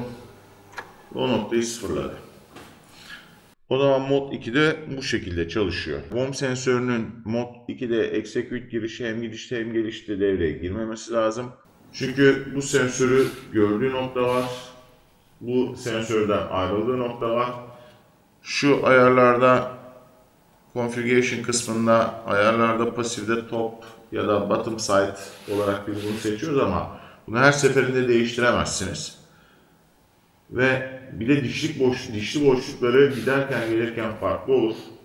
O nedenle örneğin bu yönde 20 turda bir ya da işte 20 harekette bir, 30 harekette bir ya da her harekette tekrar eğer siz sıfırlamak istiyorsanız sistemi durdurup homing yapmadan önünden geçerken ama aynı yönden önünden geçerken siz eğer home sensörünün bu noktaya gelmeden önce execute girişini bir yaparsanız şu anda kendisini top side görürken ya da ayrılırken bottom side'da pozisyonu sıfırlayacak ve çalışmasına devam edecek. Mod 3 çalışması için duruyor olması lazım ya da çalışıyorken o komutu kesip homing işlemi yapar. Mod 2'de böyle bir durum söz konusu değildir. Sadece önünden geçerken bu işlemi yapar. Bu işlemi yapabilmesi için de önünden kendisini geçirecek, home sensörünün önünden geçirecek bir başka komuta ihtiyacı var. Şimdi devam edeceğiz öbür setin üstünde. mcmove relative komutu execute girişi uygulandığında bulunduğu konumdan itibaren buradaki velocity girişine yazılan hızla distance alanında milimetre cinsinden yazılan mesafeye kadar hareket eder. Eğer distance alanına mesafe eksi olarak yazılırsa hareket eksi yönde olacaktır. Artı olarak yazılırsa hareket artı yönde olacaktır. Komut execute girişinin yükselen kenarı ile çalışır. Yani konuma gidildiğinde execute girişin hala 1 olması komutu tekrarlamaz ve eğer konuma gelinmeden tekrar daha konuma varılmamışken tekrar execute girişi verilirse motorun execute girişi uygulandığı konumdan itibaren distance'da yazan mesafe kadar daha hareket devam eder. Şimdi boşta ne butonum var benim? True'da kaldı bu. MC Home Input 03 Input 00 kullanabilirim.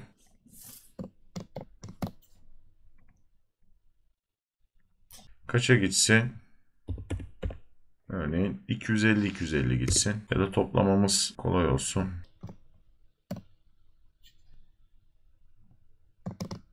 200 gitsin. Kaçta gitsin? 100'de gitsin. Bunu gönderelim. Diagnostiğe gelelim tekrar. Motion Studies. Bakın giriş veriyorum. 200'e kadar gitti. Bir daha veriyorum. Her giriş uyguladığımda execute'e 200 mm hareket edecek. Şimdi girişi kesmeyeyim. Bakın girişi kesmesem de durdu. Giderken tekrar giriş verirsem bulunduğu noktadan itibaren yani giriş execute girişi verildiği anki noktadan itibaren üstüne distance'da yazan mesafe kadar hareket edecek. Bu komut da yine yükselen kenarla çalışıyor. Bunu sildim. Bir başka komut kullanacağım. O da hangisi? mcmove absolute. Aldım buraya. Data bloğunu oluşturdu. Ekseni girelim. Yine bunun diagnostiğini ben oluşturacağım.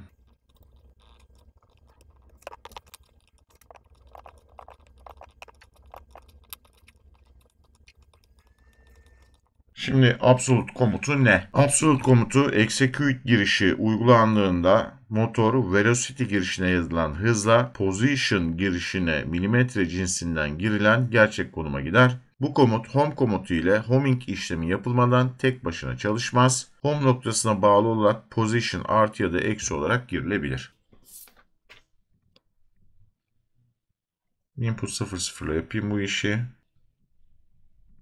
Benim position 300'e gitsin. Velocity 100 olsun. Tabi homing yapmamız lazım. Software limit switchlerde olduğu gibi homing yapmadan çalışmayacak. Home ne? Kalıcı buton. Input 0.3. Bunu gönderiyorum.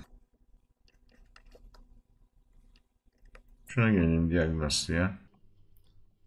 Home yapmadan giriş uyguluyorum. Hareket etmiyor. Home işlemi yaptım. Yanlış yere mi yaptım home işlemini? Şuradan bir daha bakayım. Position 0, mod 0. Input. Özür. CPU stop'ta. Şuradan bir bakalım. Şimdi giriş uyguluyorum. Bakın komut çalışıyor. Ne hatası veriyor? 8204. Ne diyor? Eksenin diyor home yapılmamış. Gördüğünüz gibi hareket etmedi. Home verelim.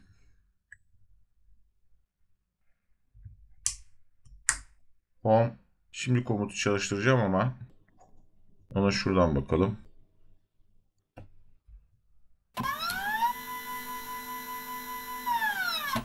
300 almıştık. 300'e gitti. Bakın şu anda 300'de olduğu için bu komut tekrar çalışmaz. Eğer home'la burayı sıfırlayıp tekrar 300'e git dersek 300'e gider. Şuraya gelelim. Mesela eksi 400 yazalım. Bunu göndereyim. 300'de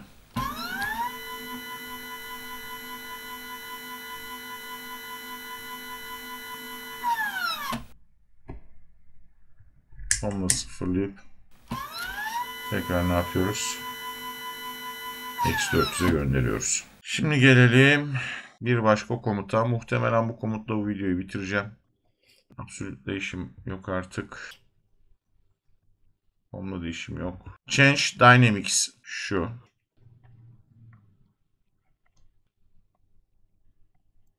Biraz daha kapsamlı bir komuta benziyor.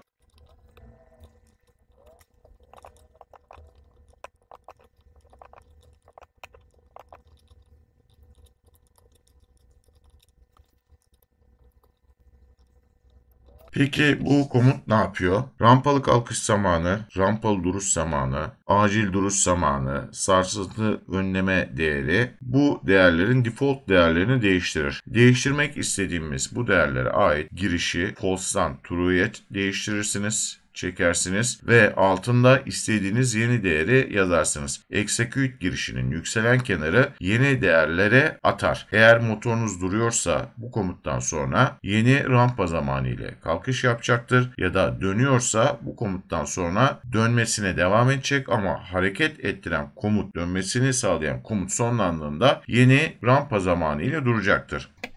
Şimdi gelelim şuradaki değerlerime ben bir daha bakayım. Configuration kısmında rampa zamanları 5 saniye. Geldim buna. Kalkış rampası 5 saniye default değeri. Bunu 10 saniye yapalım. Peki bunun değişmesini istiyorsam buraya ne yazacağım? True. Duruş rampasını değiştirelim mi? Değiştirelim. Yine buraya true yazacağım.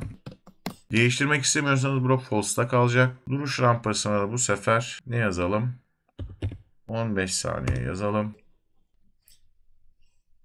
Acil durdurmayı istiyorsanız ya da işte sarsıntı gidermeyi, sarsıntı giderici jerk kısmını değiştirmek istiyorsanız buralara onlara da ne yaparsınız yazarsınız. Şuraya bir daha geliyorum. Configuration Dynamics ekranında bu yeni değerler yani ne diyorum ben Change Dynamics'in execute girişi uygulandığında yeni değerleri görürüz ama PLC stop run yaptığımızda default değerlerine geri döner. Peki bunu nerelerde kullanırız? Örneğin sistemimiz bir yönde yüklü gidip boş dönüyordur ve siz bunu jog komutu ile yapıyorsunuzdur. Yüklü giderken uzun kalkış rampası verebilir. Dönüşte boş olacağı için hızlı daha kısa kalkış rampası verebilirsiniz. Ya da işte boya kutunuz dolum ağzına kadar hızlı rampayla götürüp doldurup dolumdan sonra yavaş ve sarsıntı önleyici ile rampalı bir hareket ettirerek bant üzerinde hareketi sürdürebilirsiniz. Buraya 5 olduğunu unutmayın. Burada değiştiğimiz değerleri unutmayın. Bunu bir gönderelim. Özür. Özür. Bunun farkı nerede göreceğiz peki? Main OBB'ye gelelim. MC Power'ım var. Bir tane jog ekleyeyim buraya.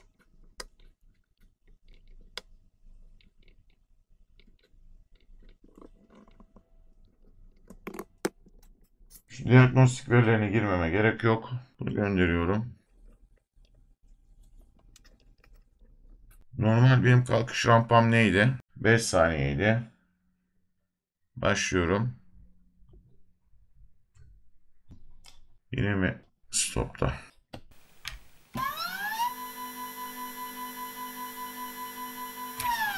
Durdurdum. Change Dynamics'i devreye alacağım. Execute girişi nereye alayım? 02'ye. Verdim. Geri çektim. Şimdi kalkış rampasına bakın.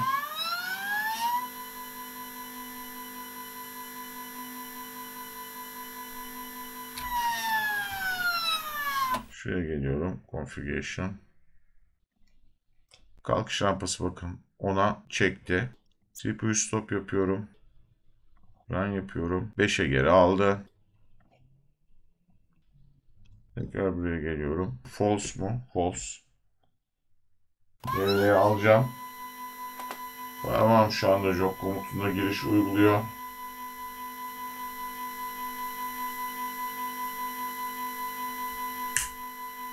Girişi verdim, kestim. Elimi çekiyorum. Yine geliyorum buraya. Bunun online'ı bir keseyim.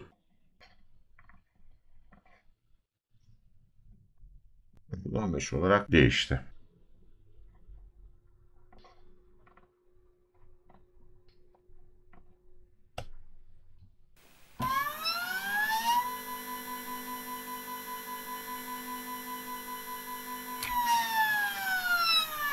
İyi de şimdi diyeceksiniz ki deminden beri zaman değiştiriyorsun da zamanın değiştiğini biz görmedik. Aslında zamanı değiştirmiyor orada.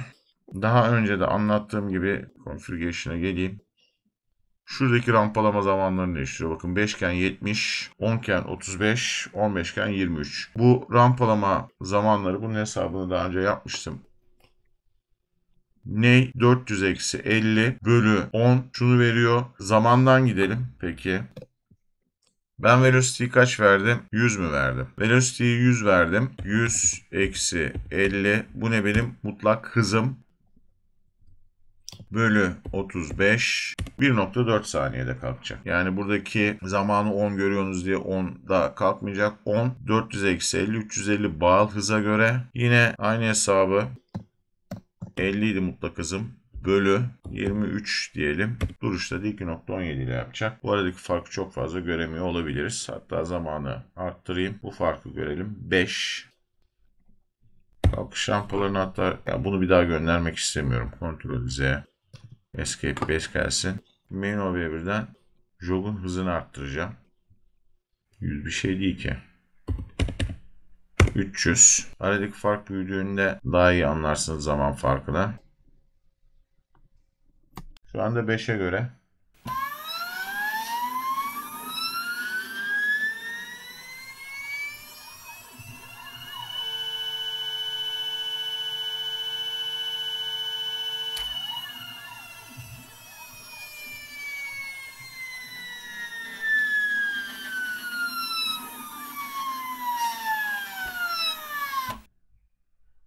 Change Dynamics'i devreye aldım. Kalkış süresi değişecek.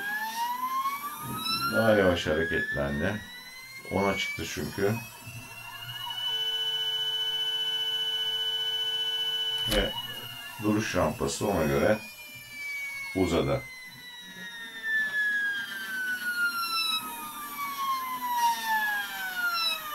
Şimdi arkadaşlar, şurada Command Table diye bir komutum daha var. Ama bunun biraz ayar mayar kısmı uzun sürecek. Bu video oldukça uzun oldu. Ben yoruldum. Ara ara dinlendim. Bir kısmını setin üstüne geçtim. Orada çektim. Renderladığımda kaç saati bulacak bilmiyorum ama denemeler, yanılmalarla birlikte oldukça uzun bir video oldu. Umarım TIA Portal'da S7200 ya da fark etmez 1500'ün PTO çıkışlarıyla step motor sürme konusunda kafanızdaki soru işaretlerini gidermişimdir. Bir yol haritası sizlere çizmişimdir. Bundan sonra Command Table ile ilgili bir kısa video çekerim. Aklıma gelen başka kısımları varsa onunla ilgili video çekerim. Şu anda biz neyi kullandık? Access'ta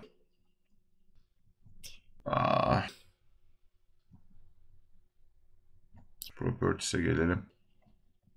Versiyon 3.0 kullandık. Versiyon 8 TIA Portal'da ve yüksek CPU'larda 4.7, 4.6'larda 8'e kadar bu teknoloji objenin PTO kontrolünün versiyonu 8'e kadar çıkabiliyor. Belki daha üst versiyonlarla ilgili farklı CPU'larda denemeler yapabilirim. Yaptıkça bunların videosunu da açacağım. Bu aslında servo motor kontrolü için bir önceki adımımızdı. Bundan sonra encoder ve servo motor kontrolleriyle ilgili de eğer vakit bulursam video çekeceğim. Arkadaşlar bu videoda böyleydi. Bir sonraki videoda görüşmek üzere. Normal çalışma sırasında Q00 PTO çıkışını sizlere göstermek istedim ama elimdeki osiloskopun frekansı yetmediği için pulse frekansını düşürmek zorunda kaldım ve o şekilde sizlere PTO çıkışını göstermeye çalışacağım.